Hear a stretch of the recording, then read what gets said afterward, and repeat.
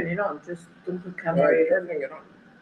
Don't put Okay, the so camera on. 3 It looks minutes. It looks like it's Good. it's live. 3 minutes. It's not live yet. Yeah, we're live? Yeah. Oh, we're live. Okay, hi everybody. One person watching.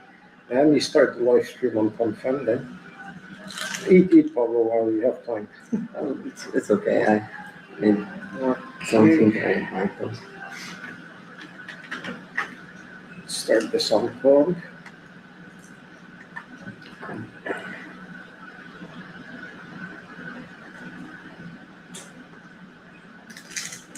See if the stream starts. Should be good. I don't know why the night owl is detecting somebody in the third slot. There's nobody there. It's computer in my hand probably. Oh, that's up for now. All right, we're live. Can I on go Fun get- Fun. Some water? Yeah, go. No, it's better. Yeah, wonderful. It's still doing it. I see. It traces movement and it follows you. Tu veux un verre d'eau, toi? No, I have a tea here. I'm good, thank you. Hi guys, we're gonna start any second now. Just finishing up. After a day's work, we're gonna start a night's work. What won't we do?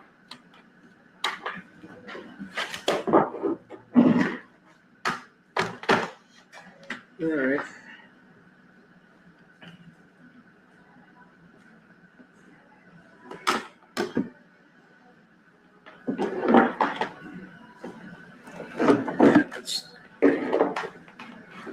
Very good. Get that out of the way. Watching.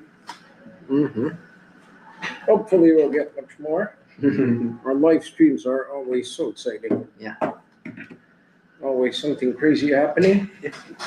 Every single time something new. Yeah.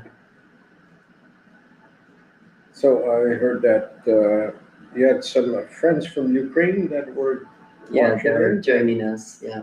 Okay. Nice. Yeah. All right. Making sure we monitor social media so we can answer questions. Marvelous. Ils sont trop basses. Yeah, we're waiting for Stephen also to join us. I'm pretty sure we're gonna get a large following from X. Yeah. Already 4 people are watching. 4 from X. Yeah. That's Don't good. forget your Twitch guy, Twitch is on. if he wants to see it. Yeah, there is a Twitch guy. One viewer who watches us on Miss Twitch. Sherry's height. It's really too short. Completely short. So if I'm looking. J'ai there we froid go. aujourd'hui, je garde ma veste. See if we got Stephen on. Toi, tu lis le groupe des investisseurs parce que that I can't follow. If you want me to look at the other. Okay, Steve's gonna be in shortly. Jeff sounds, hey guys, holding a good floor. Let's run this up. Yeah, definitely. Should I make this bigger? You know how blind I am. Yeah. No, No, we're both very. 10 people. One from YouTube. Yeah, it's me from this account. Okay. Can you get this horizontal? Horizontal. Yeah, cut the audio on your. No, it's on my phone. That's That's to your cut phone. it. Okay. Because I'm trying to look at the questions. Yeah. Same here. Monitoring the questions on Fun and also It's not easy and well. on Pump. Yeah, it's kind of small on Fun. So guys, we are live on YouTube, on Twitch, on X Live, and on Pump Fun. All right, cool. Steve is going to be joining us any minute. Some people like in California, like solarized, and I hope 5 p.m. is going to join us as well. We do things off the cuff here, and there's always something like incredible and unexpected that happened. Yes. Maybe Karen, you want to recap what happened yesterday? It was pretty awesome. With the guys who went to the landmarks. And they pass and get 1 million. Oh, for that, okay. Yes, so in the past 2 days, we've made already 6 big winners for visiting landmarks, sending us proof with their videos, and winning big chunks of tokens and NFTs. As well, indeed. Yeah. And we still have a contest going on. Yeah, till tomorrow, 10 p.m. Yes. We did an extension of We 24 hours. Exactly. We did an extension to give people more time. So you have to go out, visit a landmark that's from the database right near your city, your home. Confirm your presence. Confirm your presence, claim your tokens, try to film all that on video, send us the proof, and share it on your social medias. Exactly. We'll share it on our social medias too, but share it on your social medias, tag Ulys Quest, and if you do all that, then we will see which one has the highest views and highest shares. Exactly. And we'll win a chunk of, how many? 50,000 tokens. 50,000 Quest tokens. Or 500. Or 500,000, I don't know, 50. 50,000. So hopefully we'll get some new videos tonight. We've been having them for the last 2 days. Or some businesses, like yesterday, that want to have a QR code installed in their business to Remove that, please. push people to use the app.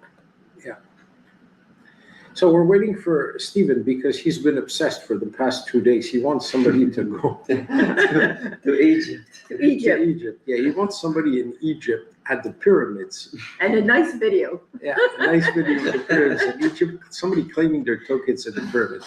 I think that would be intense. Although right now it's problematic because in Egypt it's late. Well, it's, And I think it's the earlier site- than in Malta. The site is closed. It's probably 9. There you have to be close to it, or it's too far from the. I'd have to check the GPS coordinates to see if, But if the person hears us, you can still do it tomorrow morning, yeah. and you can be part of the contest if you share it on social media. Okay, Stephen. Stephen will definitely reshare it. Hey, Stephen. Hi. How are you, buddy? Of course, the one that I really want to see is closed. You know what I mean? Like, is that not my luck or what? I was going to say. No, but they can still do it in the hours of the morning and still show it to us. Right? If somebody could do that, that would be really, really great. And I really want to see a video of the actual pyramid itself. So a big shout out to the people in Egypt. Hopefully somebody can go turn a video, I shared the link with next to the pyramids, claim their tokens, and share it. Stephen will be extremely happy. Yeah. So Pavlo is taking care of the technical stuff now, not me. Finally a break. So somebody is asking, well, how much does Quest token cost? So we're sharing in the chat the link to Deck Screener, so people can go check out the token, and if they want to join us and buy it. It's the correct one. It's the correct one. Так, Андрію, прошу на тобі посилання. От, Deck Screener. There you go. Yeah. So you see, like if you put your mouse on the message you sent, if you click, you see now you're showing it on the screen. Yeah. So if you hide it, It's the first time he's using StreamYard, so I'm Yeah. gonna have to coach him live. So guys, after a full day of work, we're here at the live stream now in the dead of night. It's 8:16 p.m. I'm pretty sure that this is gonna go on for a few hours. And with the interaction that we hope to have with our listeners, this could get interesting. Yesterday, we had one guy go to the Washington Monument. He arrived there right in front. It was night. It was cold. And he gets there and he's like, okay, let's see if this works. And somebody was filming him and he clicks and he's like, you've earned 50 questions. And okay, I got it. Let's go. And then let's go right away. It was hilarious. That was really great. Actually, you'll get the different types of users. The one that goes from the landmark to the other. Okay, got my tokens. I can leave. I've seen enough of the landmark. And others that will just stay around and stick around and really visit. Well, the guy obviously wasn't a tourist. He lived in Washington. So he's like, I've seen that one. I've seen the obelisk belonging to Egypt in the dead of Washington. Yeah. Yeah. So take advantage of all the Christmas and holiday decorations and lighting in the city and go out. And I encourage every listener right now to go out and visit the closest, nearest landmark in their city and send us proof so everybody can enjoy. And let's all travel together. Yeah. So in Europe, it's perfect. It's at night. In the US, it's 2 o'clock, 2:20 in the afternoon, the East Coast. So I don't know if 5 p.m. is going to join us today. And we have Solarized on the West Coast, so he's in California. We'll see if he can join us, but there's 9-hour time difference. Some people are still at work in the US. About 11 o'clock in the morning on the West Coast. And I believe Solarized said he was going to set up shop somewhere in a busy place and try to get some people to use the app. Yeah. Hopefully, right? Hopefully we get a slew of people coming in. And hopefully we get a little video of what's happening, like where he decides to. Well, of course. I mean, the guy is not going to not film. I really want to see some of these top 100, though. I'm trying to think of something else that I want to see other than the pyramids. It would be really great if one person from each continent would go to a top 100. That would be amazing. So the top 20 landmarks, the Genesis collection that we minted, we have the Acropolis in Greece. That's a nice spot, but once again, it's late at night. Late. So But giving ideas for the ones that are going to wake up early tomorrow and. probably want keyboard to plug it in? No, it's Ukrainian. a Ukrainian keyboard. Funny. We have the Alhambra in Spain. It's also nighttime in Spain. Angkor Wat in Asia, the Brandenburg Gate in Berlin, Buckingham Palace, the Burj Khalifa in Dubai, United Arab Emirates. There, Christ the Redeemer in Brazil. Okay. It's still early there. Is that big statue, that big white statue on the ocean? Yeah. Yes. So, Zyron, are you listening, Zyron? you're in Brazil. Is it daytime there right now? All there. Depends how close to the landmark. Zyron is an early follower. He's one of our top investors. And he is a hardcore believer in this project. I think you're the guy that has to do it, man. You're the guy in Brazil. Well, if he does it while we're on air and he gets a video, I'll give him 50,000. You'll give him 50,000 hugs. I got a little bit of quest left. He's got more quests than you do, I think. Yeah, you can now remove the message, hide. It's a new one. It's a new one. Sorry. Of the second friend. All right. So he's asking us why this token, why this coin was created. Go ahead, Pablo. Okay, so this token was created to, this is a utility token, the Quest token. This token was created to, Hey, hold on a second, hold on. He's asking in Ukrainian there? yeah. Well, damn, answer him in Ukrainian. I will. I just want to say this in English and then in Ukrainian too. Okay. So the token was created to let our utility work how we want it to work. Like people go somewhere, they visit a place, they confirm that they visited something, and yeah, they get it as a reward. So yeah, they claim the token, and that's why the token exists. We also have two tokens, LNI and Questini. Okay, Questini is just funny one. We are gonna have some memes with him, but LNI is Landmark NFT Initiative, and yeah, this one is also cool because it's only we are gonna only use this for when someone wants to buy the NFT or yeah, something like this. He would need to purchase the NFTs with the LNI. Okay. Now in Ukraine. Окей, ця монета, ми зробили цю монету, щоб зробити нашу платформу можливою, щоб вона працювала так, як ми хочемо. У нас є 3 монети. Одна з них це Квестіні, це просто будуть приколи. Ми будемо робити багато мемів з ним. От, можна купити Квестіні. Також можна купити LNI, LNI, Landmark NFT Initiative. Ця потрібна, якщо ви хочете купити NFT. І основна наша монета – це utility token, це не є просто якийсь мемкоін. Quest token використовується для того, щоб нагороджувати людей за те, що вони відвідують якесь місце, наприклад, Ейфелова вежа чи там, не знаю, багато інших місць, Ейфелова вежа, Ватикан, Статуя Свободи в Нью-Йорку. От, якщо ви це відвідуєте, ви нажимаєте кнопку «Відвідав» і ви отримуєте 50 монет. От, для цього і монета була створена. Окей? Okay, I agree. Okay. So he now asks this on Twitch. Oh no, it's me. It was me. It was me answering in the chat. Okay. Right. Yeah, but you can ask us anytime any other question you have in English too. Yeah. Will people get more Quest tokens if they go in winter when there's a storm or when it's raining and nobody visits the landmarks? Do you know that I actually can do that?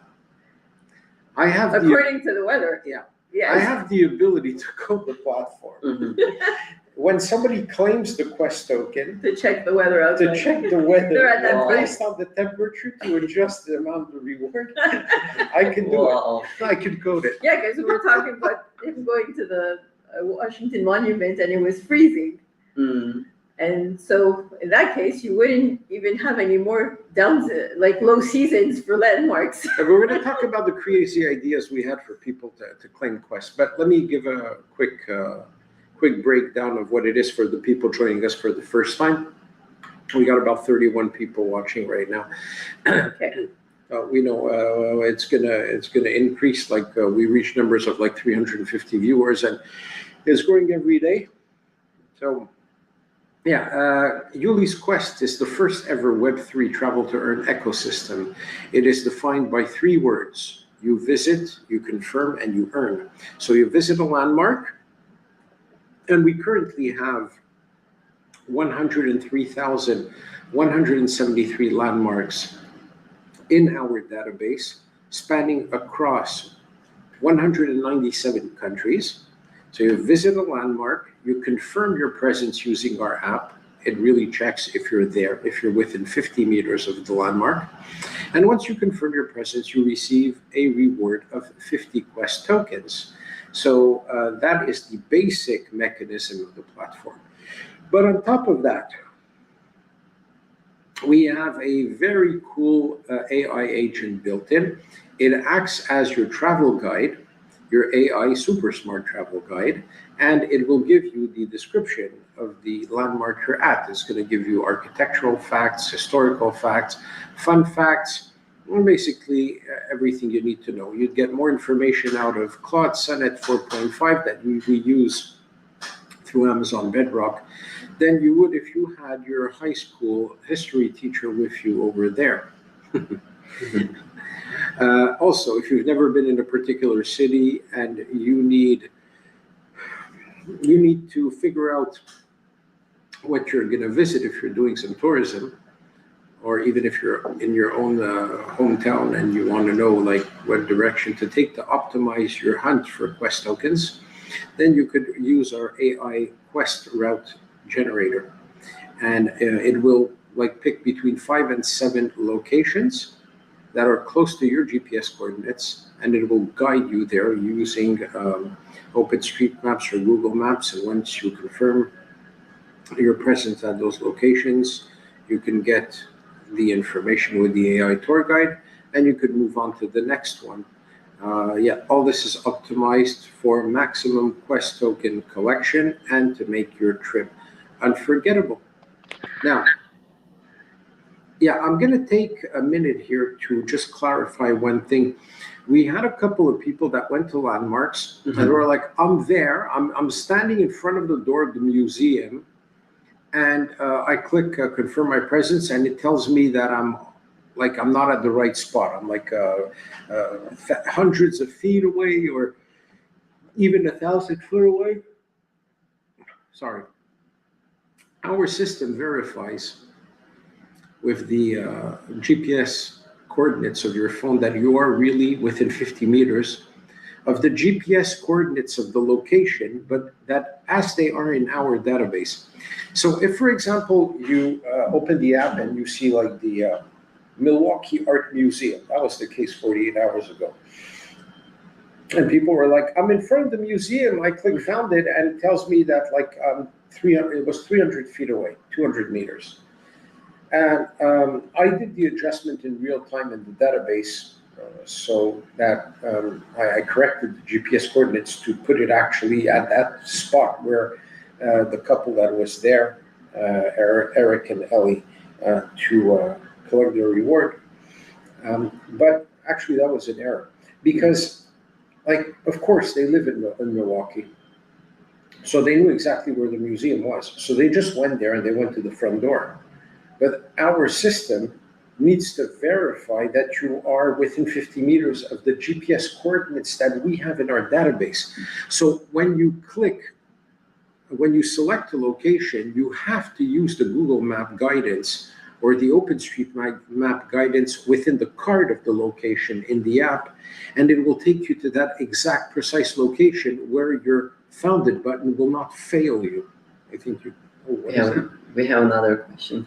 How much tokens do you get when you visit, for example, say Eiffel Tower? Okay, I'll answer that in a second. So that's very, very important.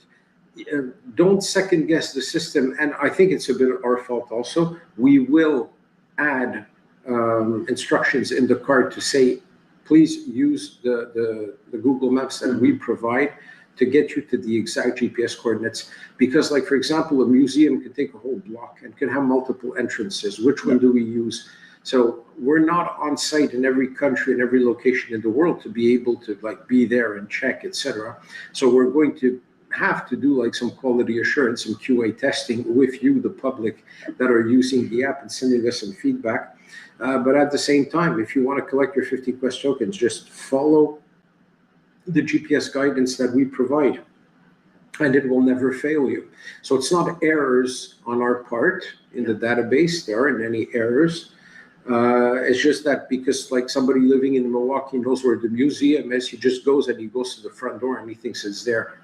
No, use the guidance and it will take you like 300 feet from there and exactly at the spot where you're supposed to be and you collect. It's not 50 meters or 100 meters next to the main entrance. It's 50 meters from the GPS coordinates to be that are in the database. Exactly.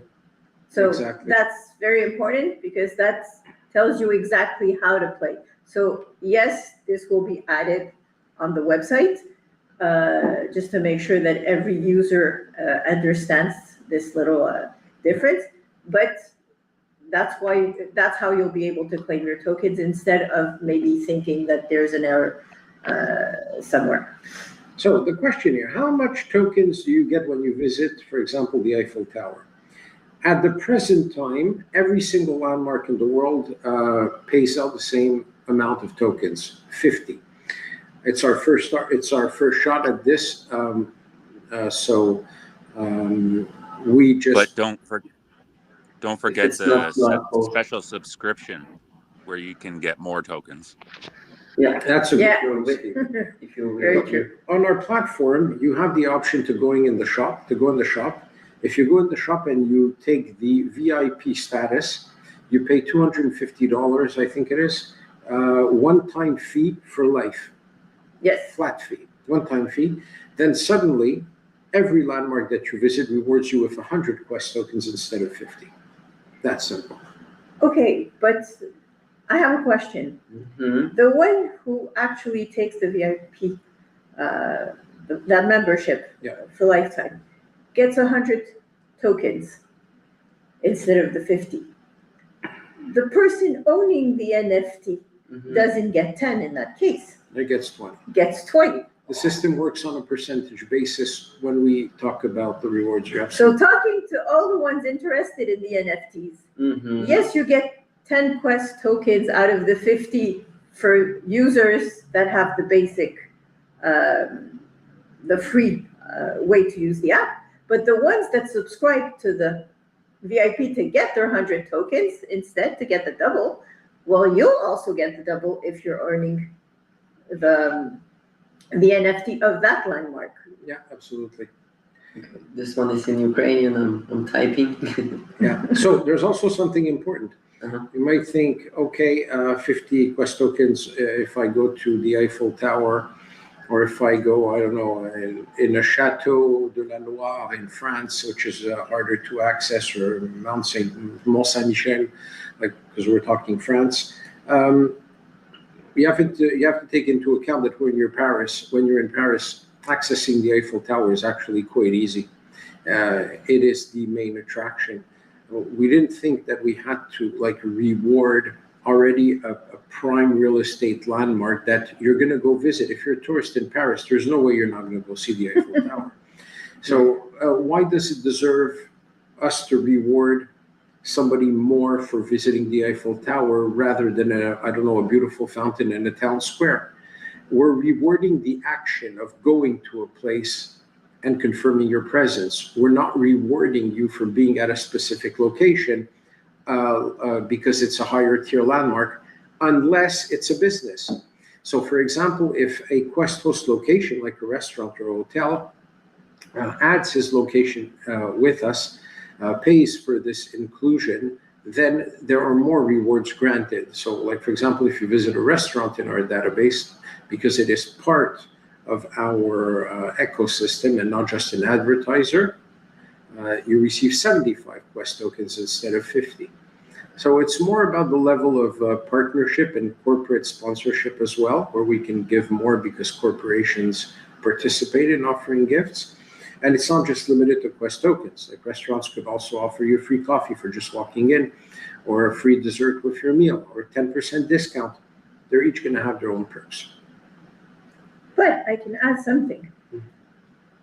If the government decides to own the landmarks in his city or country, we mentioned that they could get the 20% commission, and you reinvest that money, those profits, into preservation and maintenance and conservation of the infrastructures. But there's also another possibility for governments in that case. Instead of reinvesting it, let's say they get money from the Eiffel Tower, from the tourists over there. Well, they can use that money to give a bigger reward to the ones going to smaller, because they have to deal with over-tourism and mass tourism in certain areas. And they're trying to find ways to divert the tourist to less known, less visited places. So that could be a way. If they're making profits, they could reward with an extra on top of the 50 tokens that people get, but the platform gives 50 tokens no matter where you go. Yeah. But the government himself could just take part of those profits and say, okay, if you go to that lesser known chateau or fountain or whatever it is, in a little city, that can be a gem actually, but that people don't think of going there, well, you'll make 70, 20, 30, 50 extra tokens. But that could be another way of dealing with over-tourism. Well, there's a way also that we can implement things in the future, talking about that. We could let actually like governments or even companies buy Quest tokens. They have their own reserve.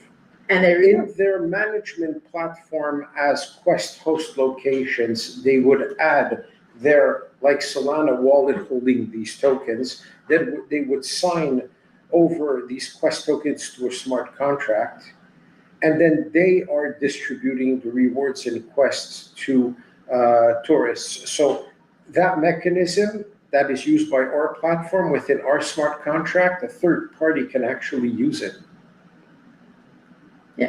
So then the user could have the Quest tokens for confirming their presence at a landmark from Ulys Quest, but could also profit from other rewards, either from businesses or governments or whoever wants Exactly. to have their reserve and then distribute them slowly. And the thing with that is that when, let's say, a restaurant buys some Quest tokens, transfers them to the smart contract to reward the people that come to their restaurant.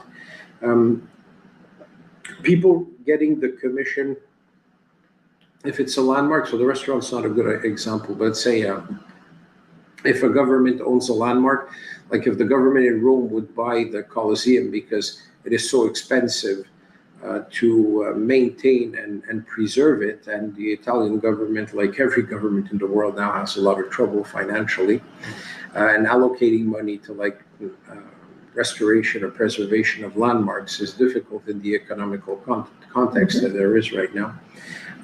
So they would have a way to attract more visitors to it. So there's the management of tourists, which means that, when there's over tourism, especially at peak times, that is the moment where they can influence some people to go to a lesser known location, offload the traffic at that space at that moment, and compensate people with the reward. But then they're the ones who control how much they want to give. Yes, but then again, if there's over tourism in one place, the problem with it is because the over tourism has a cost for the government. But in that case, if the over tourism brings in more money, don't know how governments are going to react to it. Are they really going to try and divert it or benefit from that money? Because they're complaining and adding taxes because it has a cost on the infrastructures around. We gave the example of Venice. Yes. So Venice, you have to pay $5. €5 to enter Venice now in Italy. So instead of doing that, if they were just getting their 10 Quest tokens per visitor, with the value of the token increasing, they wouldn't need to ask anymore the €5 per visitor. So for the Italian government, we could actually turn Venice into one big landmark. Yeah. And set up the commission structure for them. Somebody is asking a question: will you expand the number of token places? If yes, what cities will be next? All right, we're already present in 197 countries. We do have 103,173 landmarks. They're always public places, easy to access, and they have significance. We will be expanding to make sure to have landmarks in every single country in the world. Presently, with 197, it includes even North Korea and Iran, and we don't care about what's happening politically or religious issues or wars. All we care about is mapping every single landmark in the world and rewarding people for going there. The rest is not a problem for us. But there will be a way on the website to suggest, to submit suggestion of landmarks if you can't find them in the database. If you know of any around you that are not there, you can submit the suggestion. We'll check the coordinates, GPS coordinates, and add it to the database. So you have to be aware. The way that we did it is like we used Google's API, so we paid for that, and we get the information, we get the landmarks from Google Places. But in Google Places, there are 20 million locations. So we have to use AI to use very powerful filters to be able to really filter out stuff that we don't want in there. Because Google Places will include restaurants, it's going to include businesses. We're not putting businesses on the platform unless they're Quest hosts, locations, and partners. They're adding fire stations, police stations, schools, all sort of like political buildings and stuff. So we have to filter that out carefully and make sure it's always landmarks. Considering the number, it's really hard. But we did already 100,000 in like a year, and I hope that at least in 2026 we'll reach 250,000. And we will make sure, first of all, to have at least a location in every single country in the world. So from 197, we're going to expand to the ones missing and add something. Now, as Karen said, we are going to create a special webpage on the site once you log into your account. And if there is a location that you like and that you would like to add, we would like to see us add it to the database, then you'll be able to submit it. And after a review, it will be added if it has significance. I do say a review because, for example, somebody 2 days ago sent me an address in New York and said, could you add this location? And I look and it's an apartment complex and they do Airbnb rentals. So no, it's not going to be automated. It has to be of public interest, people learning something about the culture, the history, while visiting that landmark. So there has to be a benefit to it. So obviously an Airbnb building is doesn't respond to that. So no. But you will be able to submit and we'll do the internal review. And if it's of public interest for everybody to go there and visit and see and learn, obviously we'll add it to the database. Now,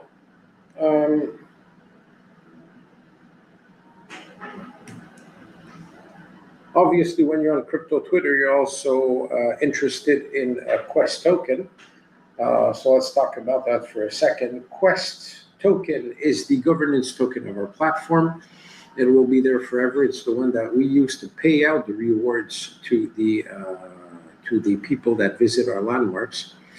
What's interesting about it is that we pay 50 Quest tokens when somebody visits a landmark, but to offset the number of tokens we're distributing, first of all, the way we acquired them, we launched Quest on Solana on Pump Fund, so it was a fair launch. Distribution is really good. And we purchased 3.6% of the supply, 36 million coins. They're presently locked up in Streamflow. Guys like our friend Steven that's here locked up 4%. So we locked 7%, and other like major investors locked several percentage points. So we have a lot of tokens locked up for a while. And that is how we acquired the supply in the open market to use them for the reward system and distribute it. So already there, we're good, we got that covered. Now to offset that, every single location in our database is being converted into digital real estate. So we call them landmark NFTs, but NFT has nothing to do with digital art in this case. When you own one of those landmarks on our platform, it's real life monopoly. You own that place forever, and you receive between 5 and 20% commission every time somebody visits the location that you own and confirms his presence. So somebody who owns the Eiffel Tower, every visitor that goes to the Eiffel Tower and confirms his presence, then you receive 20% commission for life. So he gets 40 and you get 10. He's paying you rent because he's visiting the location that you sponsored. Voila, there you go. So every single landmark that we'll be selling, so 100,000 landmarks will be sold on our own NFT marketplace. That is being launched on January 1st. I coded the whole platform, I have to deploy it. Then systematically, all the funds accumulated there, and we're talking millions of dollars, is going to go directly into the purchase of Quest, and it's going to go in our treasury, and we will lock it up. To be able to reward. It's To not continue no, to take it off the market. It's really Okay. deflation. Deflation. Yeah, deflatory token, but not in Okay. the sense where we burn, or the sense so we take it back and we lock it up. As I explained previously, we're not going to burn any tokens. We can't, because it's not like the way that it works. We didn't like create a token, mint it, and like decide on the distribution and mint tokens to have supply for the next 10 years, etc. When you deploy on Pump Fund, it's open market, and we have to acquire supply just like anybody else. And also, it prevents us from minting any two new tokens. What's there is like it's permanent. So if we start burning tokens, we increase scarcity. At some point, we're going to have an issue. We're going to run out of tokens. It's more important for us to like buy or accumulate the supply, or have people buy the landmark NFTs, and that goes in our treasury, and then we won't run out for like 10 or 20 years to come. Because if we break the mechanism, then we got a problem, and we got a serious problem. We can't burn, because like we have a very, very dynamic platform. And if you imagine that within 3 years, we're going to have 100 million people using the platform, because who's not going to want to use it when they just go to a place and earn free crypto? There's going to be a lot of transactions on Quest. Yeah. So we have a question in Ukrainian, but I'm I'll let you translate. So he asks, why shouldn't we use the app? Why shouldn't we use the app? We are still trying to find the answer to that. Why shouldn't we? Or Yes. Should not, yeah. Why you shouldn't? Why you shouldn't use We the app? haven't found. Because you're a potato couch. You stay on your potato couch all day. I mean, you stay on your couch like a potato all day, and you watch TV or Netflix. But they can still use the app. Yeah. There's the virtual quest. Oh yeah. Oh, Okay. shit. Man, we So have there's no- answer. Even if the person's a potato couch, staying home, doesn't want to go out, well, in that Still case, earn. just go. Once you create your account, there is the virtual quest in the menu. Yeah. From what I remember. And then you start answering questions and earning tokens for every right answer. How can you not remember? You're at level 20 yourself. No, I'm not at 20 yet. Not there yet. So there is 1,000 questions actually on Malta. Yeah. And we'll be adding virtual quests on different countries. So then eventually you'll be able to choose the country where you want to ask, where you want to be tested on your knowledge. Yeah, we use Malta as a prototype. We are in Malta in the European Union. So we start with 1,000 questions. There's so much history and culture here that it was very interesting. So it's another way of learning also that's something beneficial that can be used in schools easily. Let the students create an account, log in, and just start answering cultural and historical questions about a country. So there's already 1,000 questions available on Malta. Test your knowledge either before going to visit that country, or once you come back from vacation and see how much you learned, and you can test your knowledge using the virtual quest. Yeah. So to answer the question, why shouldn't we use the app? We don't know. Stephen and I have been trying to find an answer to that question. Is there one single reason not to use the app? If somebody has an answer to that, feel free to let us know. Yeah. Up to now, we haven't found one single reason not to use the app. Well, you're looking at the... I'm answering... Steven wants to... That's exactly what it came down to, is because it was... why should you use the app? But they all come back to, well, why shouldn't you?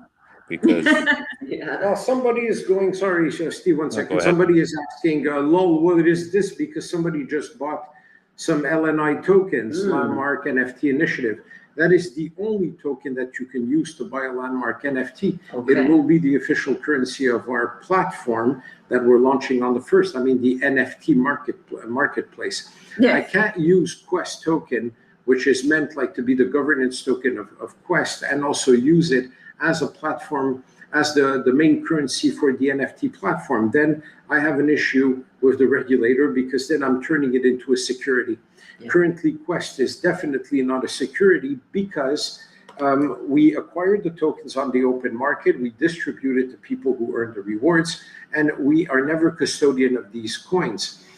If suddenly, because when people earn the points on our platform, then they claim the equivalent in reward in Quest token. They receive it, we send it straight to their wallet. It's not a wallet on our platform, it's your wallet, the one you own on Solana. So we're not custodians, so we're not breaking any laws, so any securities laws. We just buy and we distribute like gift. Okay, Right, Ryan, So for the ones that were wondering, why is there more than one token? What is there LNI and Questini and Quest? It's because they each have a specific purpose. That's especially why, LNI. Yeah, especially LNI. Yeah. But So even Questini, because that's the fun part of it, and we don't want it to affect the value of the Quest, which is the governance token and the utility token and the one for the rewards.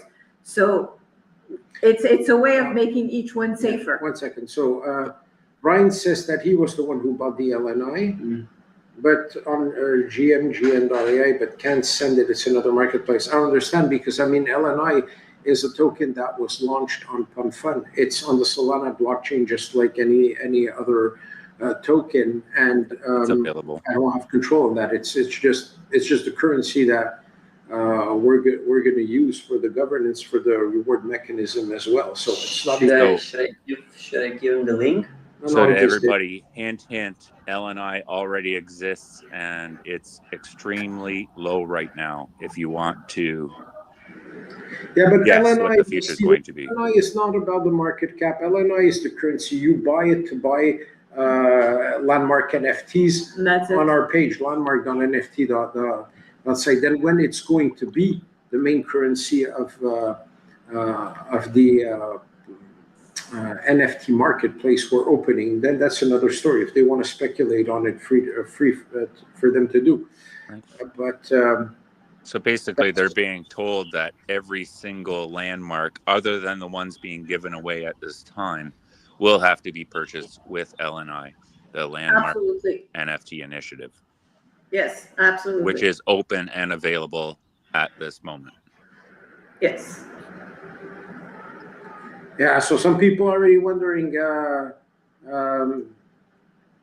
I looked at my account and I didn't receive the 1 million tokens you promised me yesterday, like Dr. MM. Yes, okay. Dude, calm down. No, I'll take answer, because like everybody's jumping. I didn't receive my NFT, I didn't get my Alex is the one who has to code and do all this, even if it takes a few minutes for each person.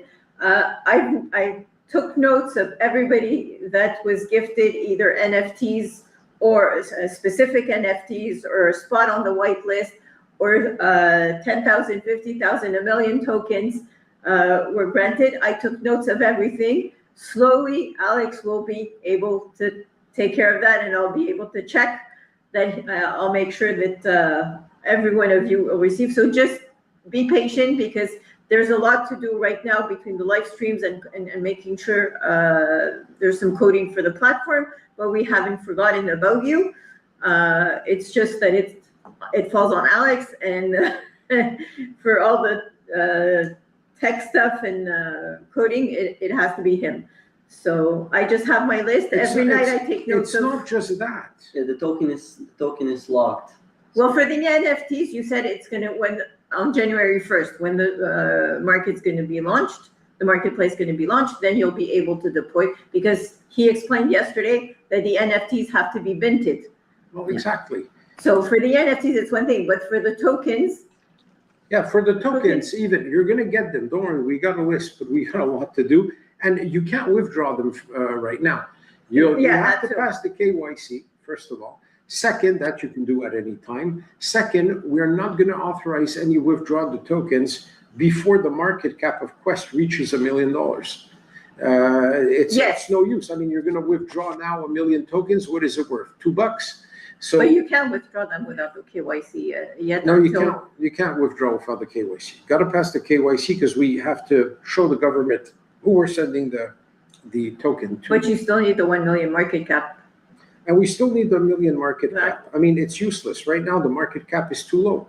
What are you going to, what are you going to do? Want to withdraw $2? Some people would fail. But you don't have anything to worry about because it's going to be credited on your account. So you own them no matter what. Well, and another good way of looking at that is you are going to receive those 1 million tokens, basically guaranteeing that the market cap is 1 million. So it's much more substantial.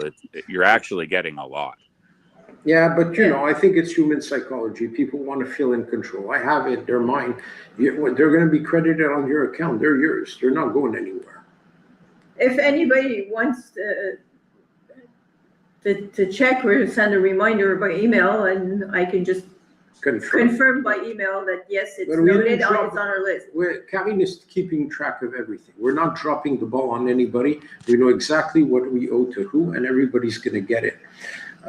So just, you know, we still got some integration to do. I take notes of it every day. Every time we gift somebody something or we say something on during our lives or it's posting. Like, honestly, I would rather be at my desk right now coding, but I have to do lives for 12 hours a day. When I'm not here, the price. But it's fun. The price goes down. So like, Alex, you got to go live to keep to bring in some new investors and keep it up. Well, investors, you want me coding or you want me here? Both. We want you. I'll code while I'm here on camera. I can do it. It's not a problem. Yeah, we saw that the other day. It's a lot to do for one person, that's for sure. I think if anybody was in your position, they would understand that you can't do 5 things at the same time. But you're not losing anything even waiting because, like Steven said, when you're going to get the tokens credited in your account and you'll be able to withdraw them, it's because we hit the 1 million market cap. So in value, they're already worth more. And for the NFTs, nobody's getting any NFTs before January 1st anyways, because he has to deploy the platform just for the marketplace, just for the landmarks, and he has to mint them. So nobody's getting any NFT before. So don't worry, you're not losing anything in the meantime at all. But I'm taking notes of everyone. We're not going to forget anybody. And every time we're going to be able to either credit or send the NFT, I'll check to make sure that the person has received it. The only thing that's time sensitive is getting on that whitelist and securing your position so that you get top choice of which landmarks you want. Yes, that's true. So to get your spot to get an NFT, you have to buy LNI and reserve your spot on the whitelist for those 10,000 NFTs. You know, on our website, ulys.site, right there, you've got the link to Pump Fund and Deck Screener to buy the LNI. And it's on, and you have the link directly to the page to acquire these NFTs. So what number are we at here on the whitelist? If somebody were to purchase right now, what 15. What number would the next person would be 15. 15th. So that's a pretty good chance you're going to get the one you want. Or number 15 is the next one. The earlier you buy your LNIs and you reserve your spots, the higher chances you have of getting the NFT that you want out from the list. And to remind people it's 10 per wallet, which was meant to be 10 per person, but that can only be controlled so much. So 10. So 10 per wallet. right? Is that what you said? Well, it's kind of the way that we're trying to limit Yes. abuse, and we don't, but, on the other hand, if somebody wants a tier 1 landmark, they could spend $1.7 million and buy the top 20. There's no Right. limit on No, there's no And limit own, on the top tier ones, basically. but from the 10,000, Yeah. that's the one where it's limited to Well, 10 per wallet. Well, we do it on purpose. We want to try and give everybody a chance to get a good spot and to pick them. No, and everybody among to the have a first chance ones to pick. just have at least one NFT. But If for you- $1.7 million, you could basically control world travel. Entirely. I mean, So, who is funding your project? There's nobody funding the project. It was bootstrapped completely. We financed it, Karen, my co-founder, and myself the past 2 entirely years. out of pocket. I've known her for barely like 35 years or so. 40? But I won't say my age. 40? How can I have known her for 40 years if she's 30 years old? It's impossible. but basically, the company doesn't owe any money at all, other than to the person that, received an extra 1 million, or to these other people who are going to get 10,000. Yes. Yeah, and we already bought. We have that reserve in Streamflow. It's already locked, so we got the money to pay that already. But yeah, there's no, we don't owe money to anyone. There's no. So we didn't take any money from angel investors, private investors, venture capital firms. Nobody owns a single percentage of this company besides us. Yeah. And we bootstrapped it entirely. It took me 2 years to code it. It took me 4,000 hours of work, and we're still working every day on it. Pablo is a developer here in the company as well. He's working on it as well. And how do we make money? Well, it's very simple. We don't depend on this Quest token that you, the investors, can invest in right now and make an insane amount of profit and money if you buy and hold. The way that we make money is with corporate deals. We want to have the governments, we want to have the airlines, we want to have the hotel chains, the restaurants, the businesses all over the world to be included in the app. The reservations platforms. Yeah, so like a travel agent could literally have his booking engine on our platform and do and offer bookings and reservations in his country or across the whole world using that engine. We got some massive corporate deals in the works in the back end. Yesterday, for 2 days ago, or was it Yesterday. Yesterday. So yesterday, for Lose example, track of take time. something very simple. Eric and Ellie in Milwaukee and Yes. Wisconsin, they went to the Milwaukee Art Museum. They confirmed their presence there. They earned 50 Quest tokens. And they wanted the bean in Chicago, so we gave them the bean as a landmark NFT. And they are friends with the director of the art museum in Milwaukee, and we're going to try and make a deal with them to, for example, have a QR code of the US Quest platform at the entrance there.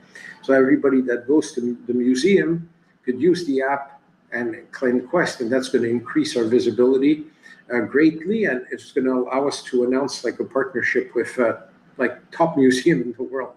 But any museum, any restaurant, whether it's a whole chain of restaurants or not a chain, it's just a small business. The good thing about it is that the small businesses or the big businesses have a location card on the map, and they have the same visibility as compared to Web2, Google. When you do a search, the fairness if you is don't- complete. exactly, that's what I want. It's fair, even for the small businesses compared to the big corporations. It's fair because they have a location on the map. Because the same people way. that make a search, they use the filters like city or state. They use the It's only filters the like, one paying a lot that can be on top. it's like, show me the location within 100 meters or 200 meters of me. And these locations appear based on their GPS presence. It's not based on how much a Money company paid to get show up. there. And that's why they're Quest host locations, they're partners. There's no advertising on our platform. We don't have banners and pop-ups and stuff. So you could consider that the Quest token was born practically as a CTO. it's a community takeover, literally. Because we, just like you, we bought some tokens and we put them aside. I think we have enough tokens for the next 10 years to pay out the rewards on the platform. Now the community could take over Quest Token. You could buy whatever you want. We didn't use like a whole bunch of wallets to buy a lot of stock, to buy a lot of supply and then rug you guys, etc. We're not touching that at all. We are a legitimate business. We're a big business. My co-founder and I are 2 Shark Tank veterans. We struck a major deal on the Shark Tank. We did the Metaverse Expo and the Jigsaw Puzzle International Convention in Vegas. And we have corporate dreams. This is a legacy project. It's going to be a gift to the world. We're going to transform this into a DAO, decentralized autonomous organization, making that all of you who hold Quest tokens are going to have voting rights to decide on which direction this company is going to take. And the DAO obviously is managed through a smart contract, and the voting mechanism goes through a smart contract as well. So you're going to be able to decide, who you elect on the board, who's the management, and when I won't be here anymore, who's the CEO. And you're going to be able to prevent this company from falling in the hands of some greedy fucking bastards and turning a beautiful dream and something for everybody into a money-making machine like Meta, that's become absolutely disgusting. I fucking hate going on Facebook. All you see is ads, and the content is completely manipulated. It's completely disgusting. It killed all the joy. You don't even see in your feed the feed of like your friends and your family. All you see is the shit that they push on you because people paid for ads, access, visibility, or ads. So screw them. We're not doing that. At least not as long as we're alive, right? So to answer the question, who's funding? There's nobody. Exactly. There's no funding. Alex and I with our time, skills, so that's dedication. That's it. That's why, although 95% of Web3 projects that were mostly making games or making exchanges, there's so many exchanges now, it's ridiculous. I don't know. I'm contacted every day. Oh, list your token on our exchange. Like this stuff, dude, I've never even heard of you. We have 10 million users. Yeah, right. You do. Of course you do. It's like, come on, man. Bullshit. It's not. Yeah. Well, there's not even the mass onboarding from Web 2 to Web 3. So how can the exchanges have that many users? So although projects have disappeared, and some of them had received millions of dollars in funding, and have literally disappeared or had to shut down recently, especially after the October 10th crash that wiped out the market. Even people that were leveraged only with a 2x and had a position open with $1 million were completely wiped out. So you have 1.6 million retail investors that lost absolutely everything to the October 10/11 crash. And the Web3 platforms are all croaked. And we're here, we're healthy, and we're not going anywhere because we don't have debt. We don't owe money to absolutely anybody. We don't even have a fucking credit card. And when I walk into a store, I'm a madman. I walk into a store today. We wanted to buy you a pair of shoes. I told the guy, "You take crypto?" I wanted to pay him in crypto. We don't want to have to do anything with banks or anything like that. So yeah, so that's your answer.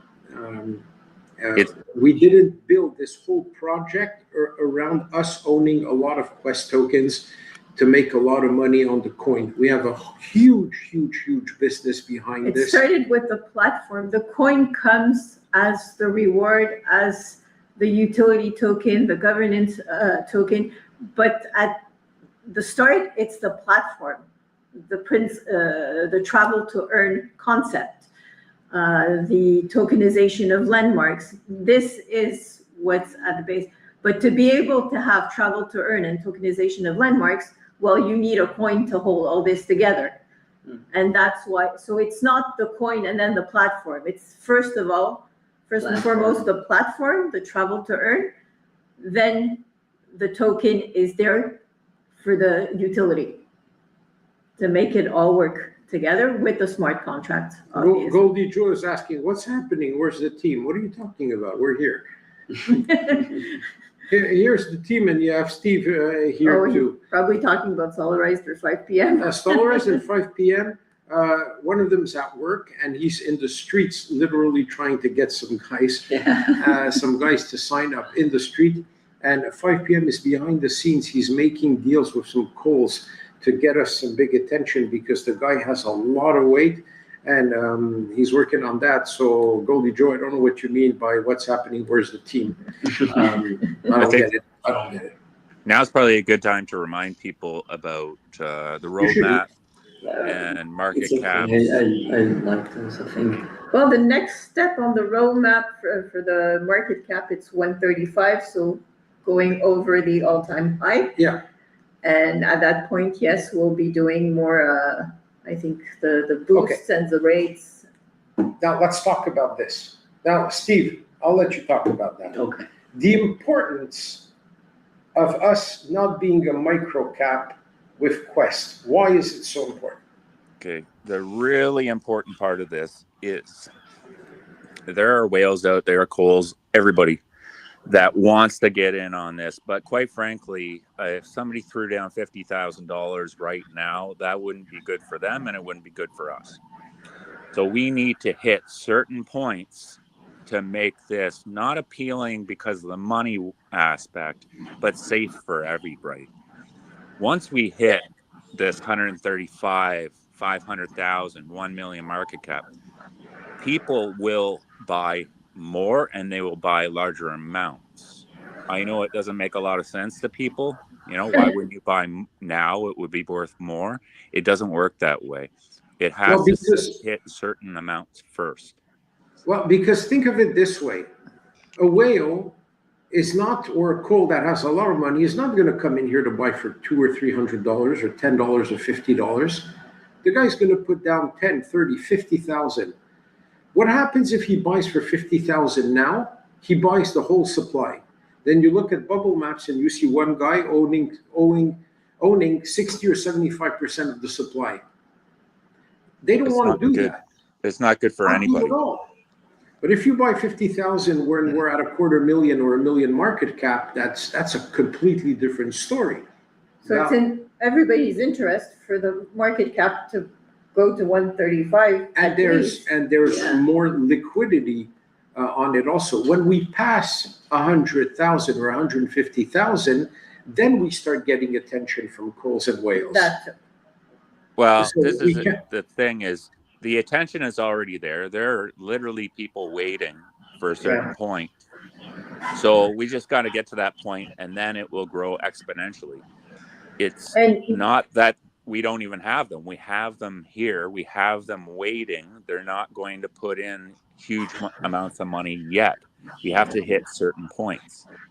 But Alex, you were saying that it doesn't take that many amounts of money to get to the 135 or higher. No, it really doesn't. Calculations, and based on the way that the DEX calculates the market cap, if I throw in $48,000 right now, I send it to $1 million market cap. But what do I do?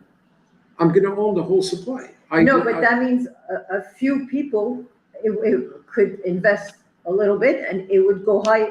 Well, that's what we did. Quickly. The core team that we have now, we have about 20 top investors, but they're already at 3%, 3.5%. They don't want to start creating bubbles, using multiple wallets, etc. Now, look at the supply they're each holding, and now we're working to get more people in for the distribution to look good and the market cap to go up. It also means that we need more people's eyes on this. So that's when all the social media sharing, everything we're asking people to do. That's where it really comes down to is it's the numbers. It would be a lot better to have 2,000 or 3,000 people put down $50. Yeah. That's when this will look very appealing. We need volume of people, not necessarily just volume of money.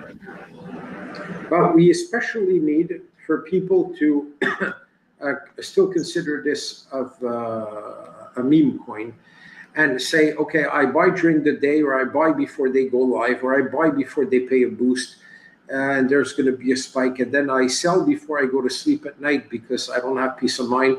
I don't want to get rugged. The meme coin mentality. Meme coin mentality. Get that out of your head. Just Like, get away from that. Buy and just don't look at the chart anymore. Concentrate on what we're doing, building this company. And I don't think we'll get away from that, though. But if 1 out of Yeah. every 10 people is an actual holder, then the floor raises every single day. Yeah. Yes.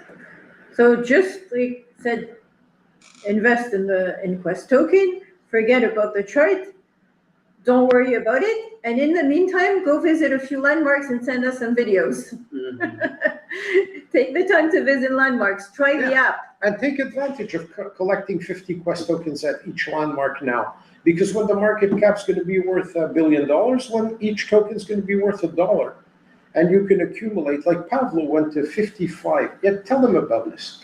Okay, so yeah, I went to Valletta on one day when I had some time off, and it was very easy. I just created my accounts with Google services, with Google Play, and yeah, I just opened the map. I looked for a knot of locations, like a place that has the most locations near me.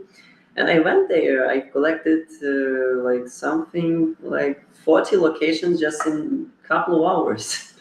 Now I hold them tokens. Yeah. So now he has 4,700 Quest tokens in his account. So that's going to be worth $4,700. If he had this special subscription, it would be double that. Now you're talking a lot of money for 1 or 2 days work, you know, and not work, exploring. No. I didn't turn on the VIP on your account. Yeah, actually, you could do it yourself. I asked for the VIP after you wait a second, after I went there. Anyways, he's part of the board, so that's why I wasn't using the how do you say, the AI roadmap, and so yeah. When I'll be busy doing the corporate stuff, you're going to be the lead developer here. So you're going to have the chief development officer. He's going to be the CDO. We'll invent a title. Is that? But at $1 billion market cap, that's only $1 billion. Unmute it will. Oh, it worked. Okay. Yeah. So yeah, go ahead. No, go ahead. And that's at only $1 billion that are $1 each. So that's quite. That's going to be quite a bit of money. And yeah, you can say, hey, it's a little early to speak about $1 billion market cap, but realistically, I don't think it's that far fetched at all. I see it being multiple billion. Yeah. Like 100 billion doesn't seem far fetched when you consider how broad spanning this is. Yeah, no, so, I mean, this is the thing that you guys have to understand on Pump Fund. A market cap at 38K for a company like ours is nothing. If we were manipulating this price, the market cap would be sky high, right? Yeah. We're not using any bots. We're not using like any manipulation scheme behind the scenes. We don't have multiple wallets. If we had multiple wallets and we were buying large amounts of the supply left, right, and center, because our only interest would be to have a lot of coins to after dump it on you guys, you think the market cap would be at 38K? It'd be at 380,000. Yes. So but it wouldn't be fair. Realize that we're doing things honestly and transparently here. And so, that's why it's slowly but surely and safe. Yeah, that's why it's safe to ape. But stop comparing it to meme coins and the chart of meme coins and the meme coin mindset and mentality, because it does not apply. It's a utility platform for everyday people. It's not a meme coin. It's not a speculative coin at all. So another thing that is important is that I am actively going to go on different spaces on X from now on. So yesterday I tried to get on an X space. There was 600 listeners, and I was in line to speak, and the the organizer, had an internet issue and the feed dropped, so I waited 2 hours for nothing. Wow. That happens. Yeah, but now I'm going to grind to be on an X feed. On an X space every single day. There are shill spaces, and I'm going to be presenting the project there. There were like some high-level people that I wanted to argue with, like Bloodline, and anyway, so it was quite. It's going to be quite interesting. I So- wish or hope people from here were listening to that platform. The hosts are incredible. The planning around it is great. The people who were on there were not very good. They were treated very well. But when Alex gets on there, people are going to really wake up. Like, this is a huge opportunity. It's going to be like day and night. Like, I really think people here should realize that this price is going to move quickly once it starts going. Complete snowball effect. And again, today's price is like, this is a gift. This is a gift price when I'm telling you right now that there are whales watching with their, their toes dipped in the water. But as soon as this hits a certain point, there's no coming back. As soon as people grasp what travel to earn is, that you're really earning free money by visiting locations, that's it. It's gonna, like you said, the snowball effect. Yeah, as but- soon but as in people the- have that moment. In this case, like it's another complexity. People are complaining, buy Boost, buy this, buy that. We're not interested in the pump and dump crowd. Some people that buy even large amounts and then sell an hour later because we're going live and they want to take a ride. It's none of it. We're really not interested with that. We want some investors. We don't want speculators. Maybe I shouldn't be saying that because, we want people to come in and create some movement and activity on the price. And obviously the snipers are there. The short-term speculators are there. We can't stop that. It's an open market, but I'm taking if I want to see this grow, I need holders. Yes. And we were discussing even in our internal group of top investors saying, what do we do, guys? Yesterday we bought a 30x boost, but look at what's happening on the market today. Mm-hmm. Look at Solana getting crushed. Yeah. Look at the issue with Pump Fund and Solana. Look at the market in general being depressed. Now look at the other coins. Then look at our chart. And we're holding at the 40,000 mark practically. It's pretty damn good. Pretty damn good. All night we held at around 40K. People are not dumping. The people in our group are like long-term holders now. They've adopted this. So question of patience there. But some of them were saying, okay, what do I do? Do I buy some more? And I was like, no. Let's not screw up the chart. Let's not accumulate too much on our end. I'd rather have 1 million investors at $10 each than have one investor at 10 million. Well, it comes back to what Stephen, you were saying. It's not just the volume of the buys, it's the volume of the number of investors, the number of people. It makes it safer. It makes it safer. It makes it much safer. It's so that, these people, the speculators, are going to buy no matter what. Okay. Like, it's good to have volume, even if they're short term. I don't mind. But it's not enough. Well, the thing is okay, right now, when there's somebody who sticks in for an hour and then leaves, we notice it. But when there's 1,000 or 2,000, 5,000 people, those buys and sells that they do will not even be noticeable. So Now, what it really comes down to is Steve, volume. look, I'm going to answer Jean-Luc. He's a French guy that... Julien, is it Julien? Okay, so there's a French guy. He's on our Telegram group. He's putting the message publicly. So, Julien. Yeah, He's saying, I'm waiting for 10,000 market cap to buy in. First of all, This market cap will be not relevant considering where we're going.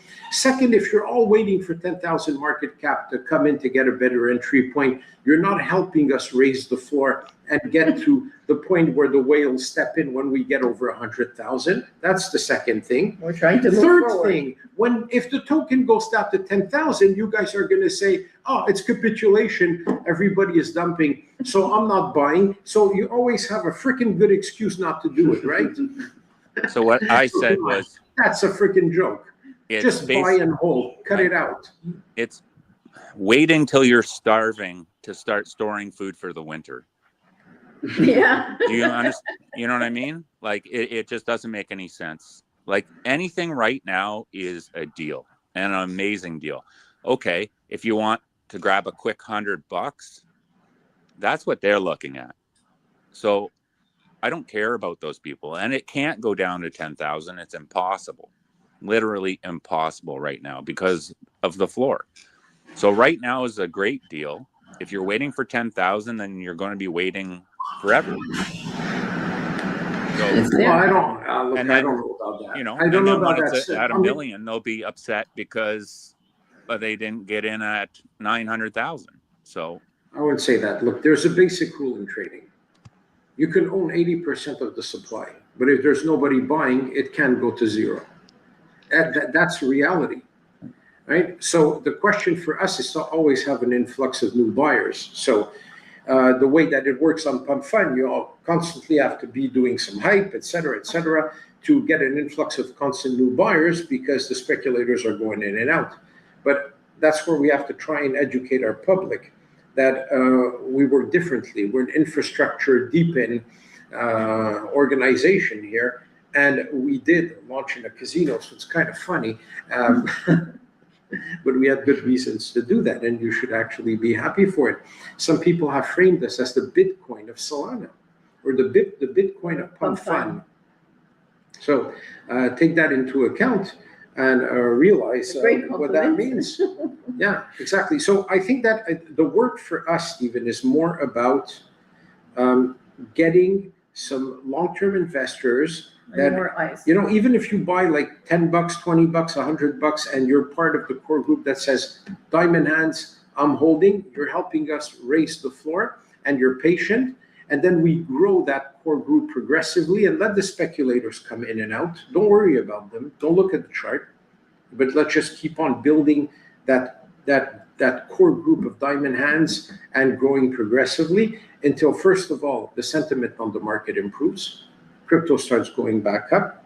Solana stabilizes and starts recovering. Which it will. I see all this as an opportunity. When you have the market depressed, if you're in the greed index so low, Solana at a low price, golden opportunity to buy some Solana for cheap and to get some more Quest tokens at an extremely low market cap. You have an opportunity here, maybe that appears once every 20 years, to be set for life with very little money. I'll let you explain that, Steve. You've been like that's the way I see it. Explain it to everybody. So, with all things like commodities, everything. Okay. For example, ginseng was a thing there for a while. Ginseng takes about 7 years. Okay, so ginseng price went astronomical.